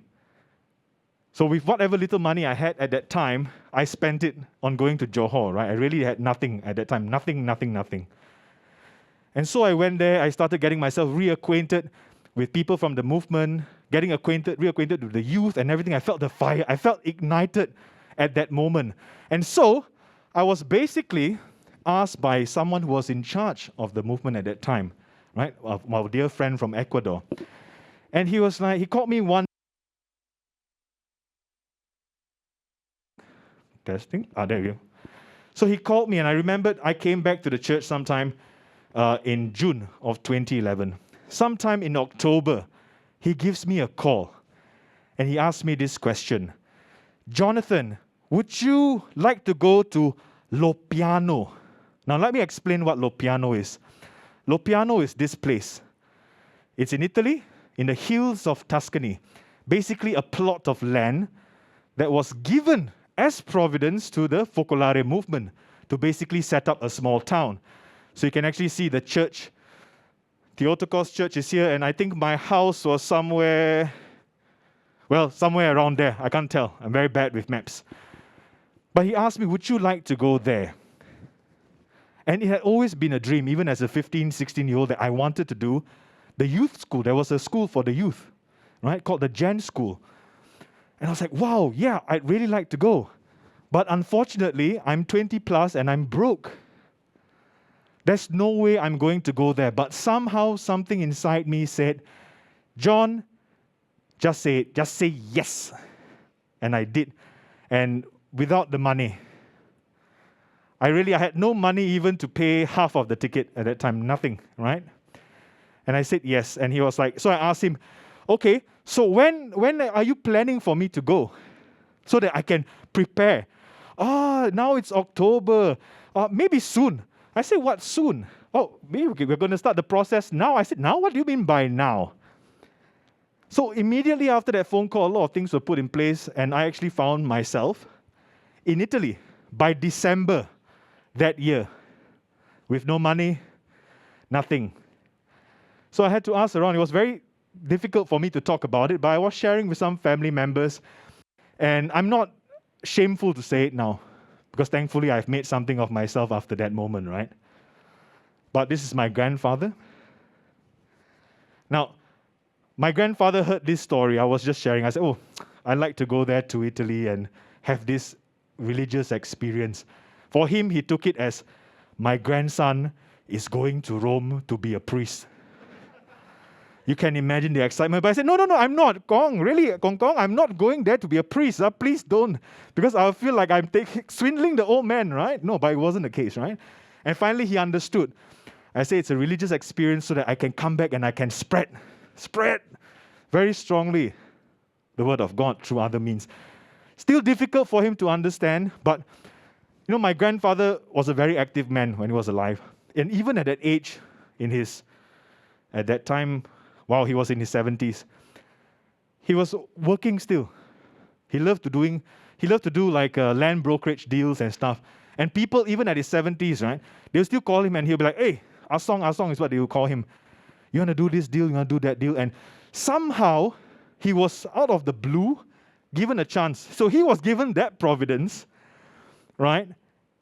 And he signed the deal, I think something for like 30 or 40,000 ringgit at that time. So he first took some of the money and bought himself a new car, right, which he's very happy about. And then he called me and said, can we have a coffee? I said, okay, let's go. I went over to Malaysia because he's a Malaysian, right? And it's like, you know, Hong Kong doesn't have much, but I can pay for your ticket and this, and I'll give you some money. I'm like, really? Where's this coming from? Did you ask from? No, really, I closed the deal. So I was like, okay, this is like, people might be wondering like, oh, wow, it's so close. Is it really? Does it sound like a true story? Because it happened so nicely. And just that the amount was just enough. And of course, at that time, the ringgit wasn't that bad also, right? So luckily for me at that time, but the euro was horrible. So I found myself in Italy, in Lopiano.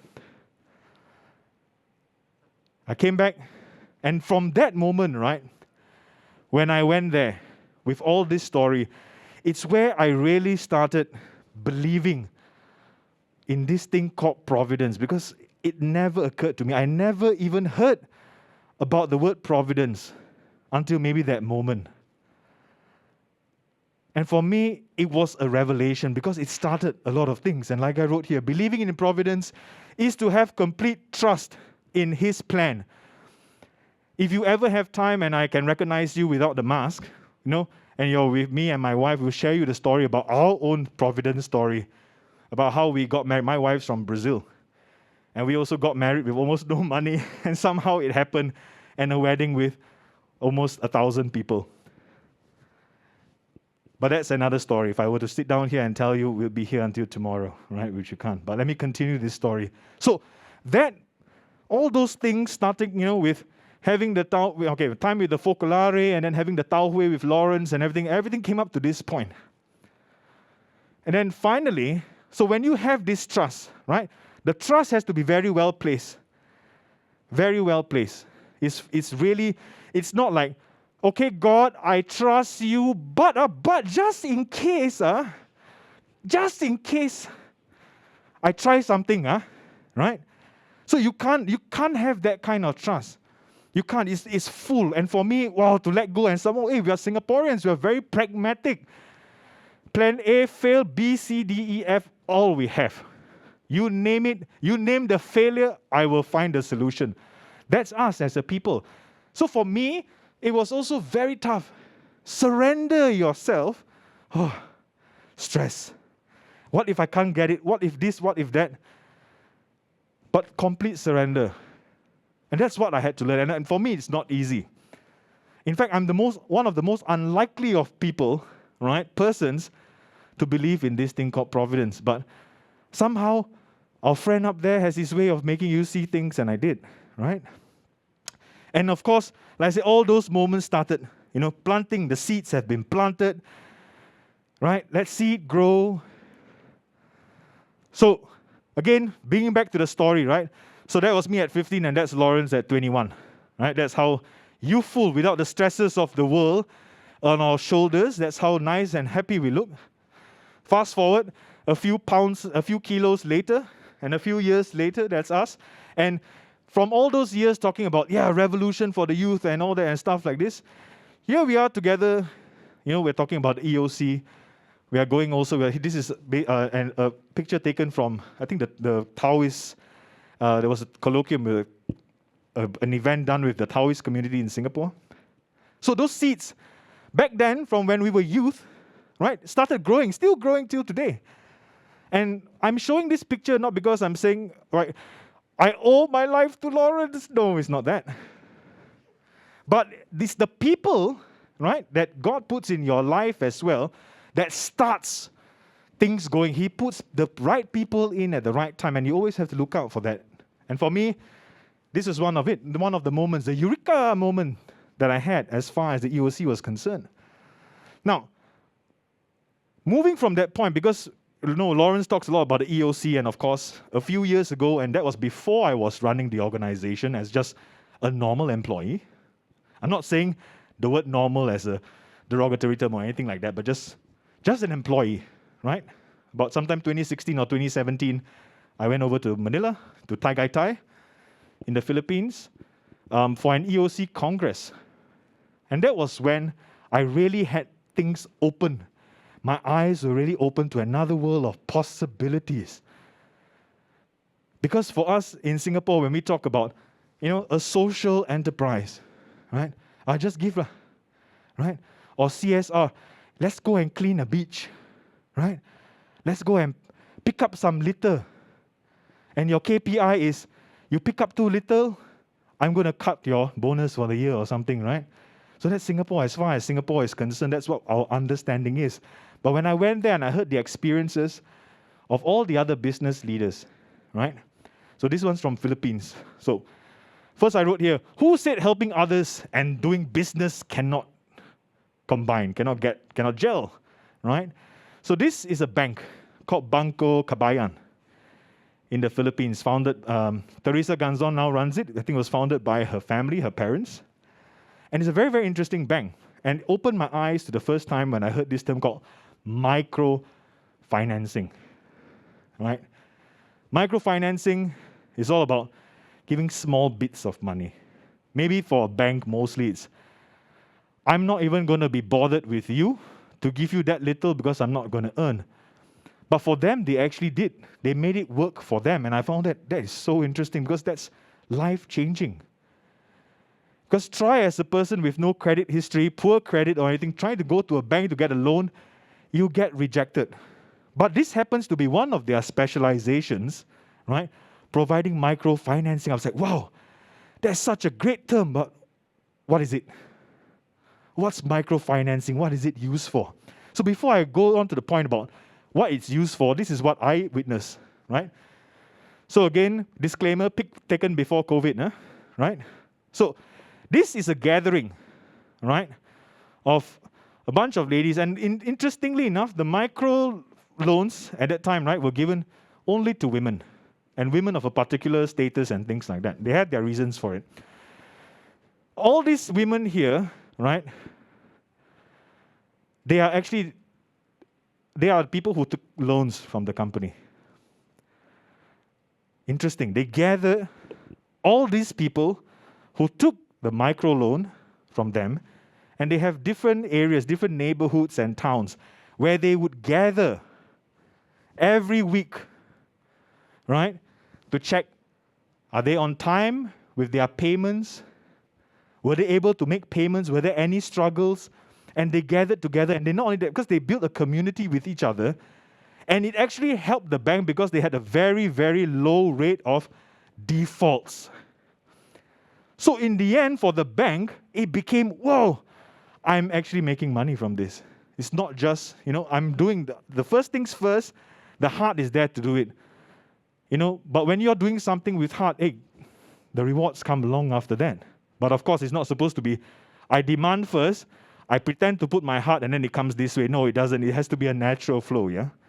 But this is what the bank does. And this is the guy, he's one of the bank officers as well. I think Stephen, my brother Stephen, also there, was also in this place at the same time. And basically, they kind of take like an oath of sorts, promising not to default and things like that. I found it so interesting. Like, wow, if you try to put a bunch of Singaporeans in the same room trying to do the same thing, it won't work because nobody wants to know that, nobody wants to tell anyone else that they're owing money to someone. But for them, it worked. And the microfinancing is very important because some of these women are single parents. No income, no education, no chance at a better shot at life. But the microfinancing actually, right, allows them to open small little stores. And a lot of them use this money to open this little neighborhood shops called the Sari Sari store, where they will sell the smallest. You could even go there to buy one packet, of shampoo, just to supplement the family income. And this is where trying to be a socially responsible company, right, and doing the will of God, and being a part of the entire economy all can gel. This is where it works. This is where it really starts to manifest itself and not just an idea. And for me, that's why I enjoy this. For me, to live the life of the EOC, the Focolare, is important because it's not just talk, and that's why I'm not the kind of person to deliver a thesis. I will fall asleep at my own presentation. But it's important to me because I know by seeing the examples how to live it. So this is how I see it. How do people do it? But how about when it comes to me, right? But anyway, so these C's represent the pandemic, right? So last year, obviously, we had the pandemic. So very choppy C's. But even before the pandemic, there was already big problems. Wrong business decisions and everything again. And finally, my boss said, John, are you confident about running the business? I looked at him and I straight away said, yep, sure. Why not? And so 3 or 4 years back, I took over the reins of the company to guide it through choppy waters. In fact, it was so bad that we almost folded at one point. But I thought, look, if God is giving me this chance, surely He won't let me drown, right? So I bravely said yes. And there were a lot of things I wanted to change as well. So what we do internally, for me, was very important because a lot of us in our workplaces, right, many different kinds, you don't have to admit it to me now, but you can ask yourself, culturally, my workplace is a horrible, horrible place to go. Right? I know stories of some people who tell me that their boss actually checks through at the end of the day, right? How many times they have tapped out of the office to go to the bathroom. And they will look, at the end of the month, the boss sits down with the staff and say, look, it's almost time for your salary, right? But according to this, you spend this number of minutes in the bathroom. So the salary will still go to them, right? But culturally, the boss is just trying to tell you, you don't actually deserve it because you didn't spend a lot of time in the bathroom. And I was like, wow, I asked my friend, is that how your boss is really like? I said, that's not how I want to run my company. You know, I know of other stories as well where the bosses say, I feel so happy that I can squeeze blood from stone from my employees. And I was the subject of that before. So I said, wow, all those bits of learning combined with what I know of the EOC, no way ever am I going to do that with my company, right? So this is what we do internally, right? Because of this, right? Remote working, all these things are facing a lot of problems. Company feels a little bit more disjointed. But even small things that you can do, that I do, right? Every week, I sit down with, every week on a Friday, I sit down with my team, right? Again, something borrowed from Lawrence also. Right? I do with my team something called a circle, where about 45 minutes or half an hour before the end of the day, I said, no work. In fact, during this session, no one is allowed to talk about work, except if you had learned something, you're facing a challenge, let's share, but let's talk about something, let's talk. This is not a reporting session. So, of course, given the kind of people that we are as Singaporeans, right, don't want to share, shy to share, or just think that no one might be bothered about you, constantly in fear. Even preparing for this, you know, my staff would message me and, hey, what do I have to say? I say, you don't have to prepare for anything. Why are you so fearful? We're just talking. And eventually I found out that some of them were actually thinking that I was using this opportunity to check if they were really working properly. How sad is that, right? So it took me a long time to change this, but eventually these sessions became, I struggled. Actually it started with nothing happened. Nothing of significance happened in the week. Everything went fine. Now I was like, okay, very good. Then after that, it slowly became, actually I had a difficult week. But I rather not say. Then it became, I had a horrible week and this is what happened. Then that's what I want. So I spend a lot of my time talking to my people.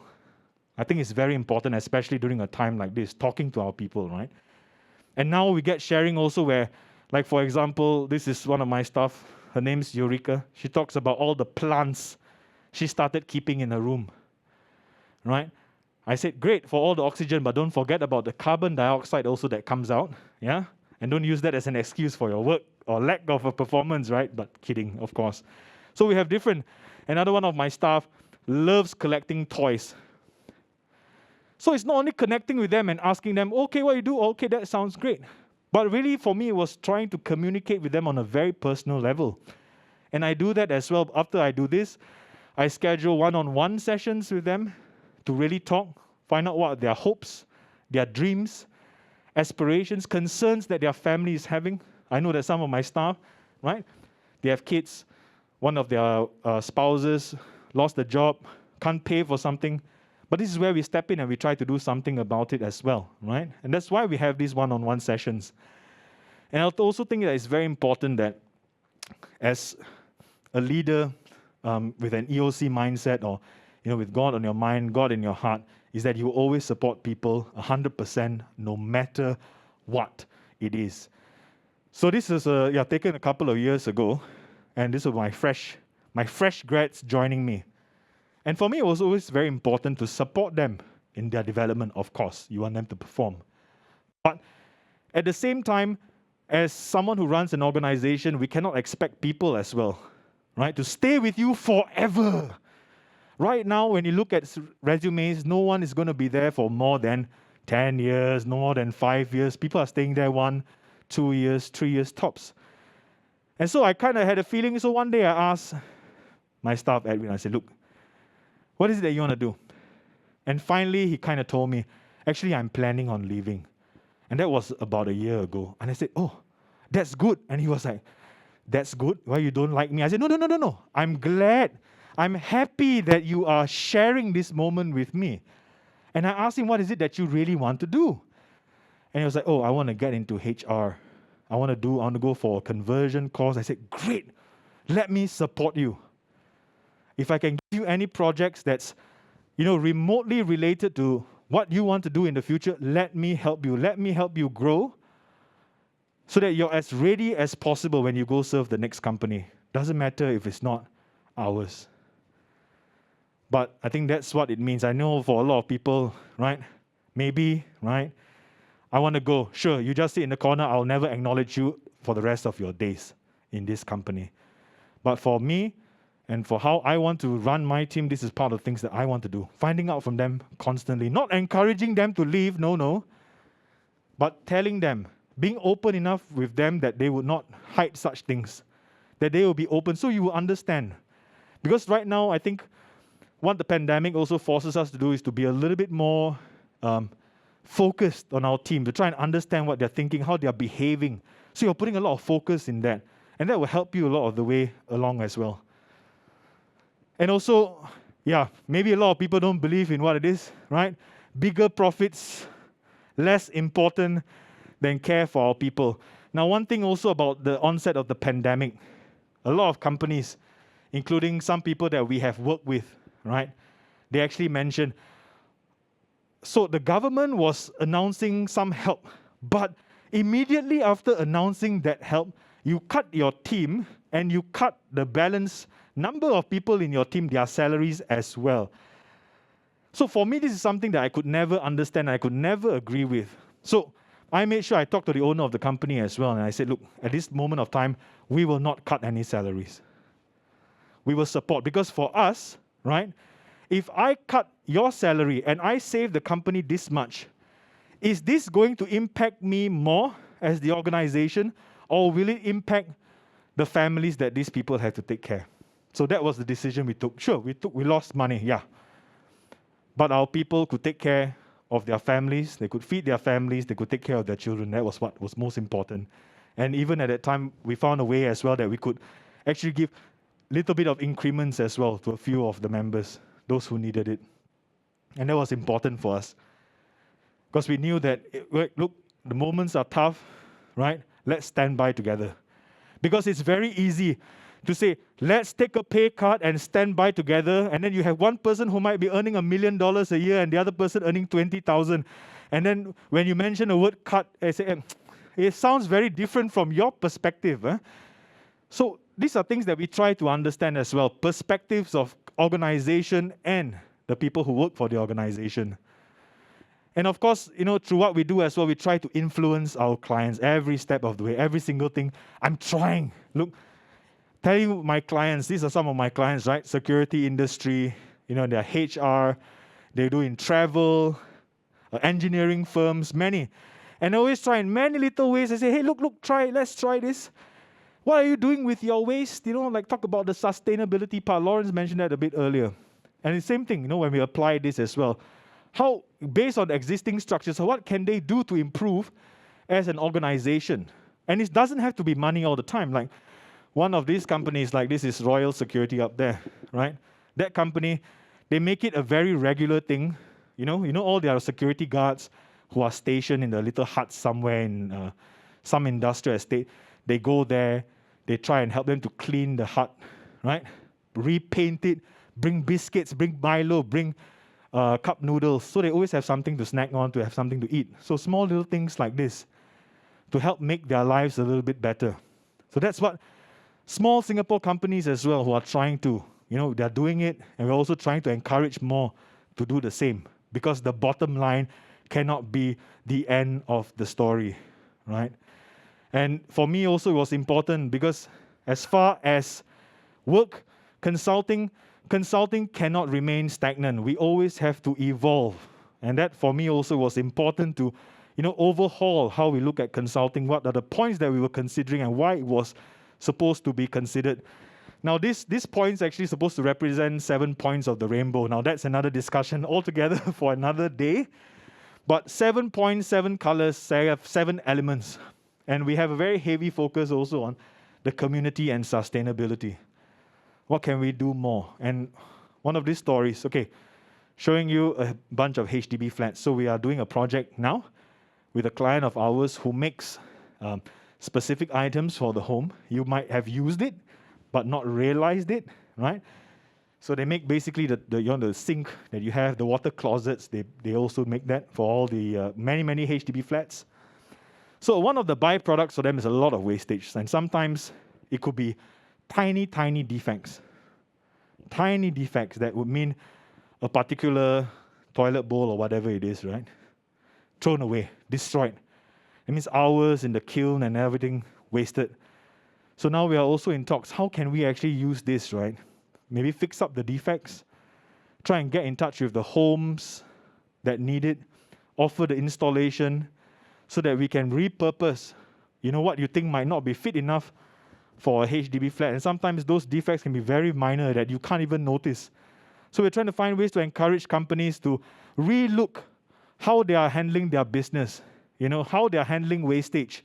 I think that's so important with how we are doing things nowadays. And I remember one of the earlier conversations with another company, and the remark was, "Hey, we are just a small Singapore company. What do you expect us to do?" I said, everything. Everything. I said, what? Why do you only think that just because you are a small Singapore SME that you are not able to live this?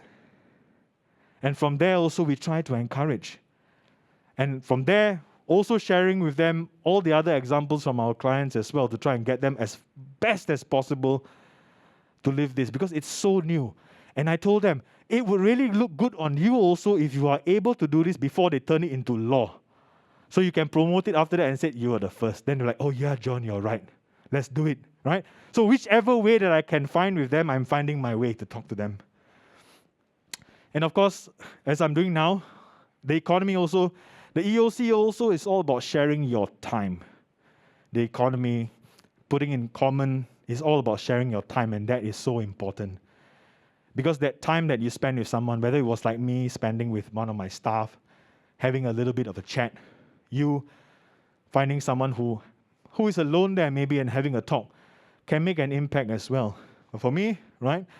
So sometimes I find chances where, okay, great, I can talk to people on a professional level, right? But at the same time, I want to give my time elsewhere. So this is one of the programs that we did also with a bunch of youth and one of the centers in Singapore, can't name where, but yes, one of the centers. And we give them a talk about doing personal branding, how they can find themselves in the world. So we did little programs like that, giving our time, right? Giving our time. And also, I was involved with the Economy of Francesco as well. That was last year, I believe. And just nice, the topic at that time was about time as a gift. How businesses or how you as an individual can give time as a gift to others. So this was the Economy of Francesco. So I was supposed to fly to Assisi. Unfortunately, right, I couldn't because of the pandemic.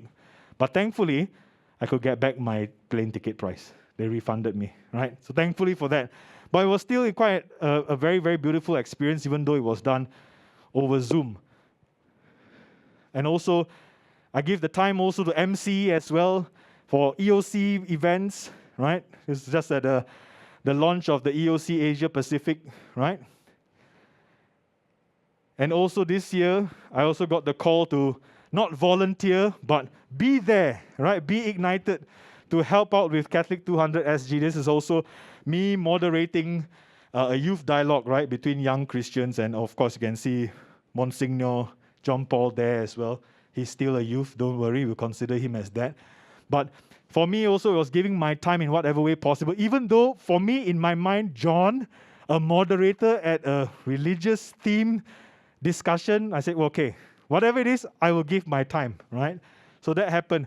And this was the prelude, actually, because the one that we were building up towards this year was the interreligious dialogue for youth. So we had a whole bunch of youth from Islam, from Judaism, from the other Christian denominations as well. And that was, unfortunately, we couldn't do it in person, but it was still a very beautiful thing over Zoom. And I can tell you that the demands and the asks of you from God because of Zoom is much greater than doing it in person, right? And this is what I'll leave you with as a parting few words. Be the light, be the fire for others. And because sharing your time and your experiences is also part of living this aspect. And I thank you very much for your time. Thank you, everyone. Thank you, John. We actually have some time before my segment. I think the weather is getting very cold and we have been sitting here for a long time. So maybe we can take a 5 minutes toilet break and then we come back here at 3:05. Is it okay? Can we adjust the temperature? No. Okay. Yeah, so maybe just move around. Toilet is just outside here if you want to go. We come back at 3:05. Hello everyone, welcome back. I hope you had a good rest and warm yourself up a little bit. Yes. It's okay, I have it. Thank you very much.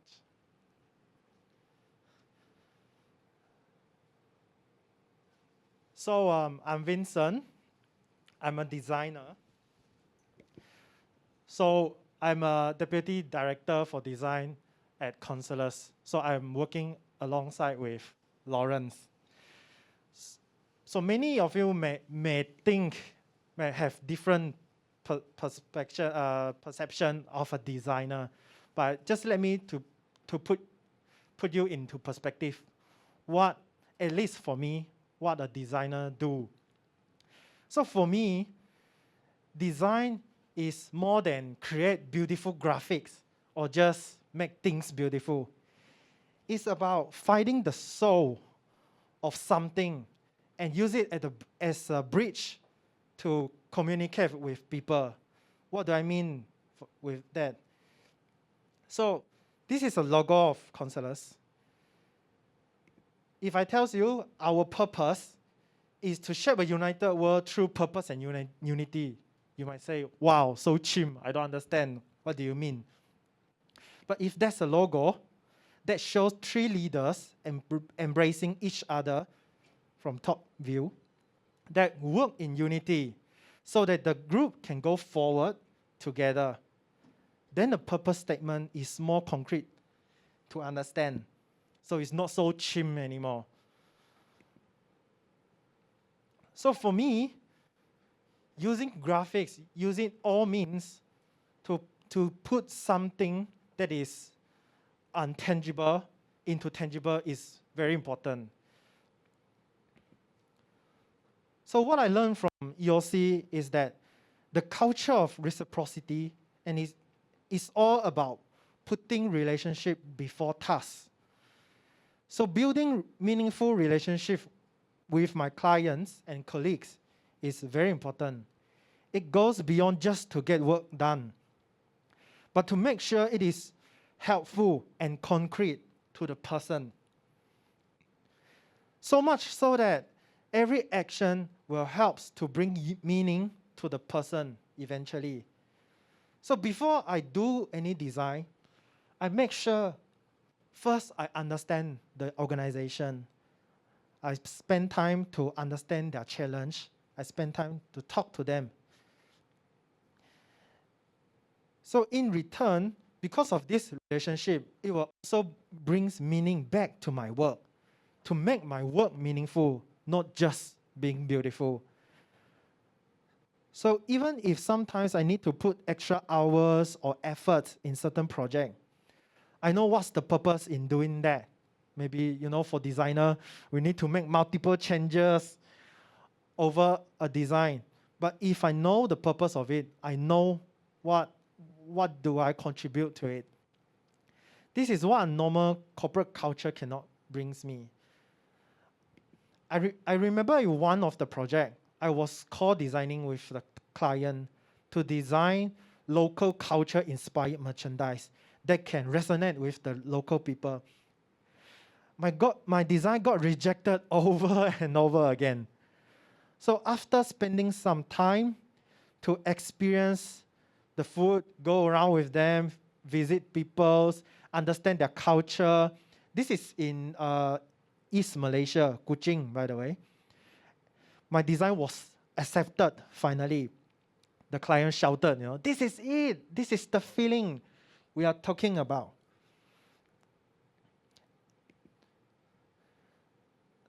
At the moment, I realized the design has provided dignity to a group of people where their culture was never being seen as valuable. And now their heart is full because they saw the possibilities and value in themselves. This is a very unique beverage in Kuching. It's called White Lady. I cannot tell you how tasty it is because it tastes nothing like it. You cannot find anything in Singapore or in any part of Malaysia. So when that tells me the design doesn't have the feeling they have when they drink this drinks, they just simply cannot explain. So they bring me to have a taste of it so they understand. And this is the design they are very happy with. So this project helped me to see the value of design beyond what people normally sees it.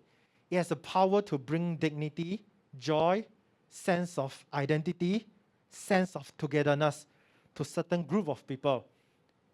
This experience is the result of the love to the client. Spend time with them and be one with them. And it benefited me eventually. So how does EOC principles apply to overcome challenges? The principles of EOC help me to see everyone as another me, or funnily enough, to be able to see them as another family member. Not a deal, not a business opportunity, but human being. It motivates me to go deeper and understand their pain, so that when I offer a solution, it is for their benefit, not because it is my job that I have to do. This is why when my relationship with my client falls short, I wouldn't be very upset. I will imagine that they may be having some sort of challenge or barrier. This motivates me to be there with them and find solution together with them. And this is only possible only because we practice this in our firm, Constellus. And having this kind of culture in our company before we can do this and apply it to our clients. So having said that, in the world that values efficiency over everything, sometimes it's hard for me to empathize with my client. A lot of time, I have to pause and reflect on the situation and then start again. So it's good that I have my colleagues to do this together with me. We dedicate time before end of the week for everyone to share about their week, work, or life.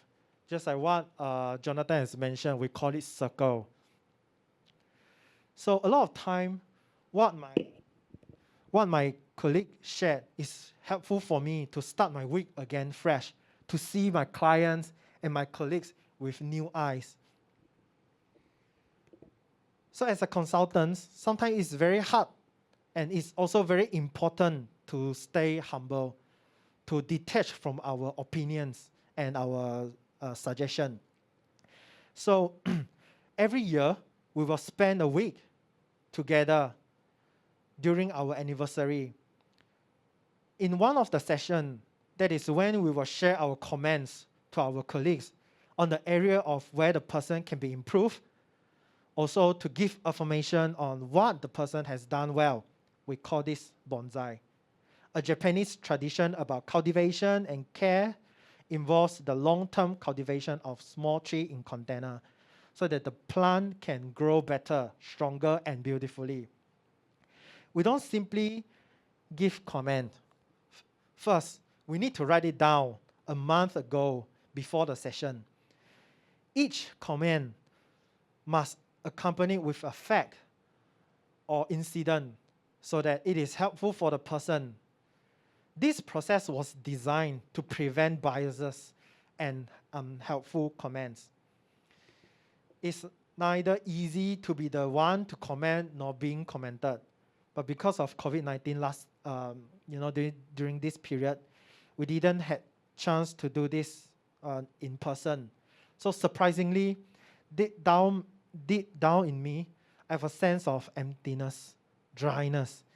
It's as if a plant was being neglected without giving water, sunlight, and care. So I'm very glad that we did it this year over the Zoom again. And it helped me to have a holistic view as a professional or as a person. How do I perform and how do I behave over the years? Because it's like a side mirror of the car. It helps us to be aware of our environment, to be aware of the possible danger and all that. So I'm glad that we were able to do this again. This is another project I want to share with you outside of Consulas. Is the economy of Francesco that I was part of it. Just like what Jonathan mentioned. So in 2019, Pope Francis invite young economists, entrepreneurs, and change makers gather together to design solutions to make the economy of today and tomorrow fair, sustainable, and inclusive. We were supposed to meet in person with participants around the world in Assisi, Italy. Jonathan was supposed to bring me around Italy, but too bad. Because of the pandemic, this became an online event. So in EOF, Economy of Francesco, we have 12 villages represent the working sessions of the participants on key topics of the economy. Me and a group of friends in Vocation and Profit group launched a project. We call it the Profit Podcast. So we understood our purpose to run this podcast since the very beginning. This is also the reason that gel all of us together. Through interviewing guests, they will share their personal stories about how they pursue their careers and their vocations, and how they strive to have a positive impact on society. So we want to not only to produce a show, a podcast channel, but also through this podcast channel to encourage the listeners to take action and to bring impact in their everyday lives as well. So before I continue, maybe I show a short 2 minutes video to show how our how Profit Podcast function. This video was done in this year during our first year anniversary. Hi there! Last year at this event, we introduced the Profit Podcast. And since then, we have come a long way. Let me quickly bring you along this journey. Let's go! We launched on June 10th, 2021. Published 176 minutes of conversations.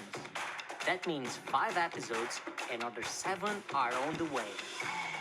We played 171 times. Oh, please meet our new member, Marcin from Poland. Say hi, Marcin. Hi. We have met over 12 inspiring leaders with amazing superpowers from all over the world.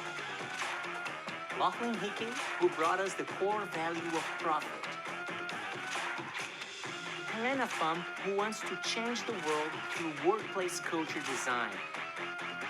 Peter Spinder helped us see failure with new eyes, and even that it is possible to celebrate it.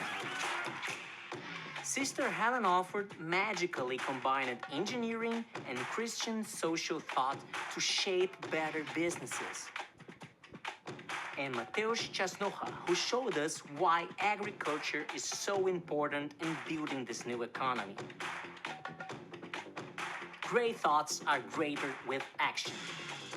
Seeking to follow our shared purpose of helping people discover a new and possible economy, we have turned these powerful thoughts into actionable posts. We call them the Quest Posts, so that our listeners can apply those thoughts to their lives. It's been a great journey till here, and there's so much more to come. Be inspired. Take actions. Listen to the Profit Podcast now.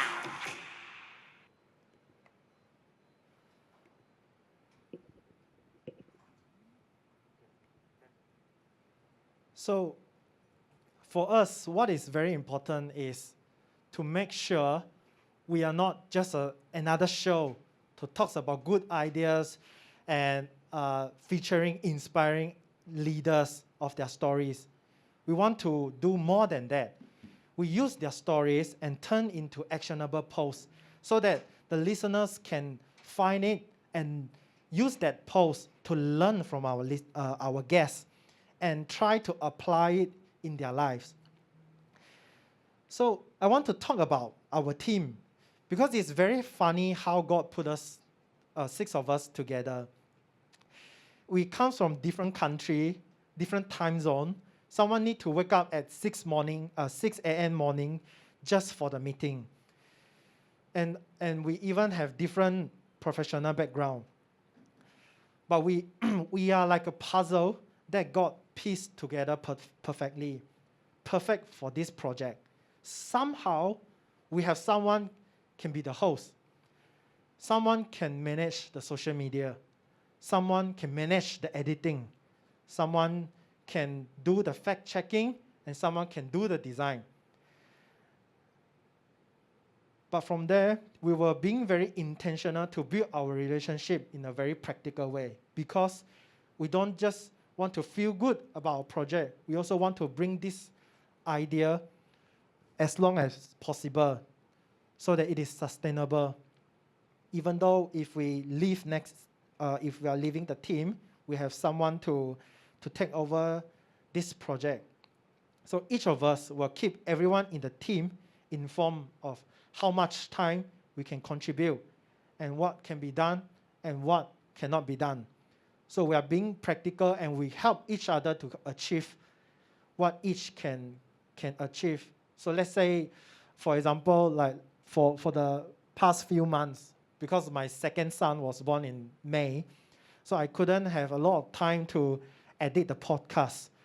So they say, instead of producing an episode every 2 weeks, why not we change it to 1 month?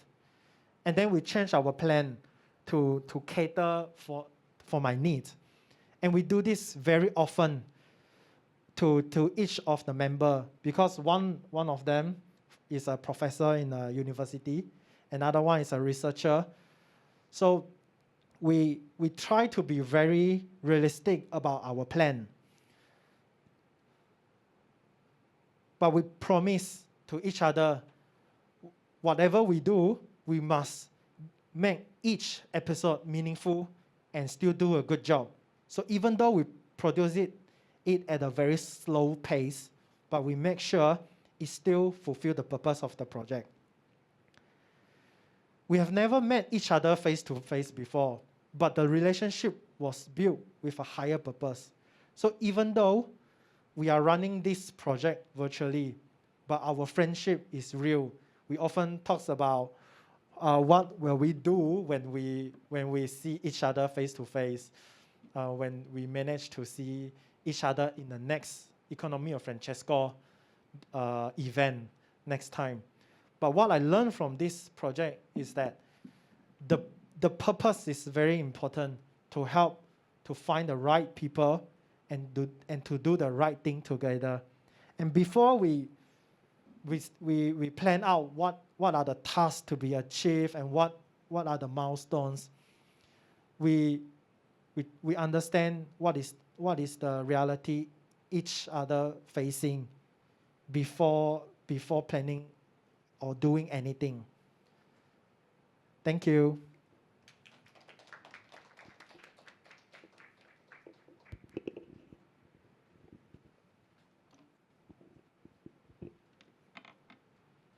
Okay, yeah, so now we want to just take this moment to listen to, if you have any questions or comments, we have this next moment.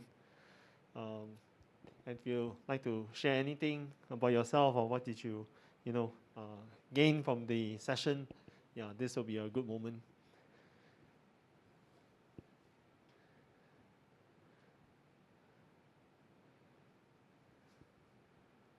Yeah, so thank you for staying with us also. Yeah, it's quite we wanted to be as holistic as possible, right? Because this is kind of topic nowadays, especially in the time of Pope Francis. Yes. Yes. Yeah, just a question.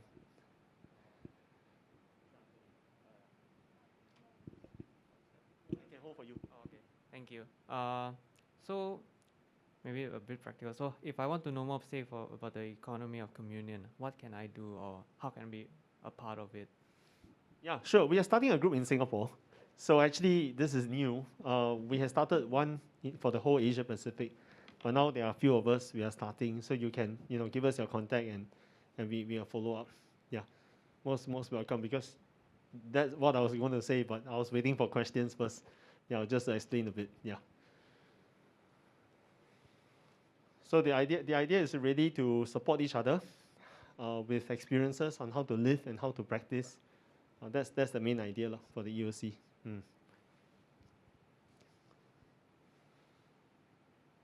Oh, okay. So I was told I cannot hold the mic for you, so you have to say, yeah, yeah. The organizers has done everything to make sure there's safe management. Yeah. Anyone else? Any comments? No question also can. Your own thoughts. Yes, Depo.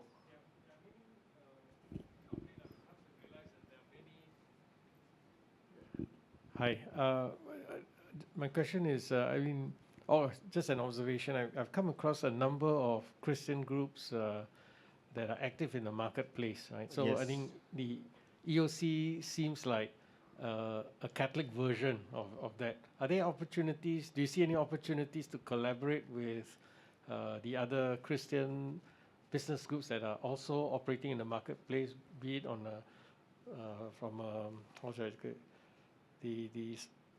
some of them are operating social enterprises, or at least encouraging them.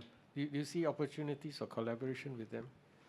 Yeah, so for the economy of communion worldwide, right? Also because Focolare is an ecumenical movement. I mean, as a Catholic movement, we already have members from 200 over churches. Like in Germany, right, 1/3 of the members or more are Lutherans. In the United Kingdom, the Focolare is almost, again, 1/3. They are Anglicans and we are Methodists. So the ecumenical participation in the economy of communion has been there for some years. So we do have a specific movement, a group, between the Focolare and the Protestant social impact movements started when Carol Ludwig was still alive, called Together for Europe. So actually we work with YMCA, and almost all the Christian movements together for Europe. And one of that conversation is the economy of communion. So it's quite ecumenical already in that sense.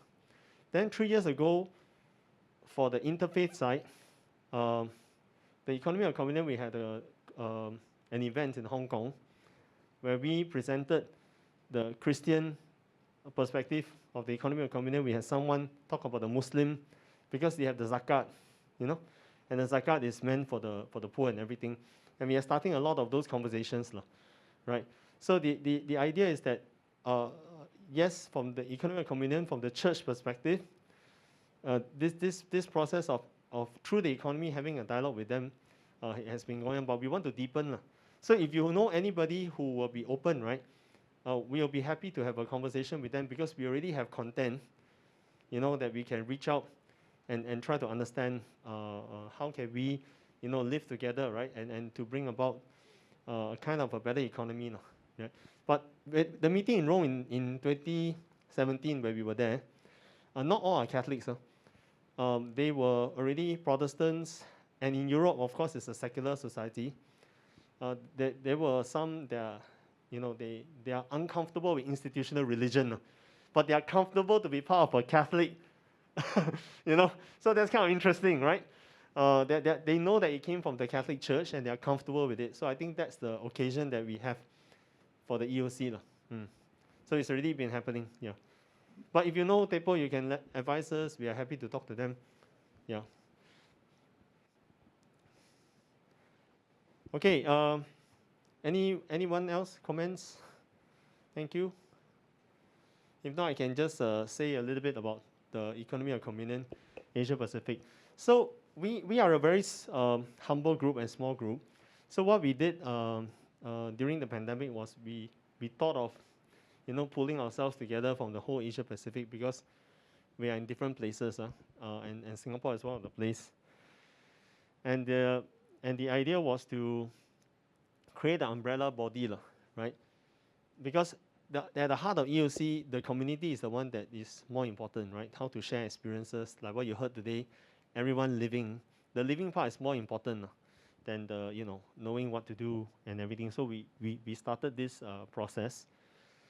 And the idea is to better define the impact, inclusion, and also increase the influence. I think by and large, at different countries, people have been doing various things. But this time we want to help each other, put everyone together and support each other. And the idea for EOC at the Asia Pacific is to do 4 things. One is formation, because we realize a lot of people, they want to practice, but they don't know how. Like just now what you've been hearing, right? We divided ourselves into entrepreneurs, professors, professionals, because there are a lot of professionals. So this year, when we did the Asia Pacific Congress, we almost had 60% working professionals. They are in MNC, they are in government, they are small companies sharing their experiences, right? So we saw a big group coming from that area. That's why you hear Jonathan, hear Vince's experience, right? Here we didn't bring any professor to you because we don't have. But actually in EOC, there are a lot of professors. There are more than 3,000 papers already published in different languages on the scientific study of the economy of communion. Right, so if you want to read, actually there's a lot on gratuity, reciprocity, all the terms that you heard of there, and all these things. So we're going to do formation, standards. So standards is it's not about saying only do this, but it's about helping you to find out, maybe in this way, this is one approach. Like you heard Dr. Donvana's experience. Her experience is in the healthcare, caring through her work is possible to care. Then there are many others. There's an engineering firm in Philippines. Then there's a bank that Jonathan mentioned, the microfinance. Then also Jonathan shared his own experience. So there are a variety of experiences, and we are starting to put that all together. Then communion, right? And we want to work with each other as well to increase our giving. But not just to give money, because giving money is important, but more importantly is to build a relationship, right, with them, and that's what we want to do. And of course, to influence, right? So this is the framework or the theory of change for the EOC Asia Pacific. So we worked out a way in order to sustain itself, and it's a kind of a project plan that we are now doing. We are getting businesses, individuals to be part of the entire experience, so that we can grow and we can sustain the entire process. And in order to reach out to everyone, one of the things that we decided as a whole group, right, is that those people who are retrenched, those people who don't have the funds, they don't need to pay membership fee. They can just join and give in kind. That means they just pledge, right? Maybe you lost your job. It's okay. You just say how many hours you want to, like what Jonathan mentioned. Don't discount time, right? Time can be a gift. So we also practice it as part of the EOC. But the point right now is that EOC so far haven't reached out to the biggest companies. Tend to be, small companies and all these things. Our idea is to reach out to everyone as much as possible. Right, so why become a member? So if you feel that you want to learn how to practice, you want to meet other people like us, but just that not in Singapore, also in Korea, we have a lot of different stories. What you heard today is us here, but then there's a bakery in Korea, in Daejeon, you can also meet. There are many other companies throughout Asia that are doing incredible things. Then you want to receive tools, or you want to keen to learn from other, and you want to contribute to amplifying the impact of the economy of communion in Asia, you're most happy to talk to you. Yeah. So Singapore, we are starting. So if you'd like to join us for our sessions to meet up, I mean Jordan, Vince, myself and all, we are working together, and together with Stephen, who has been giving you the pamphlets and everything, right? So we are all part of this experience. Yeah. Okay. We have last 5 minutes.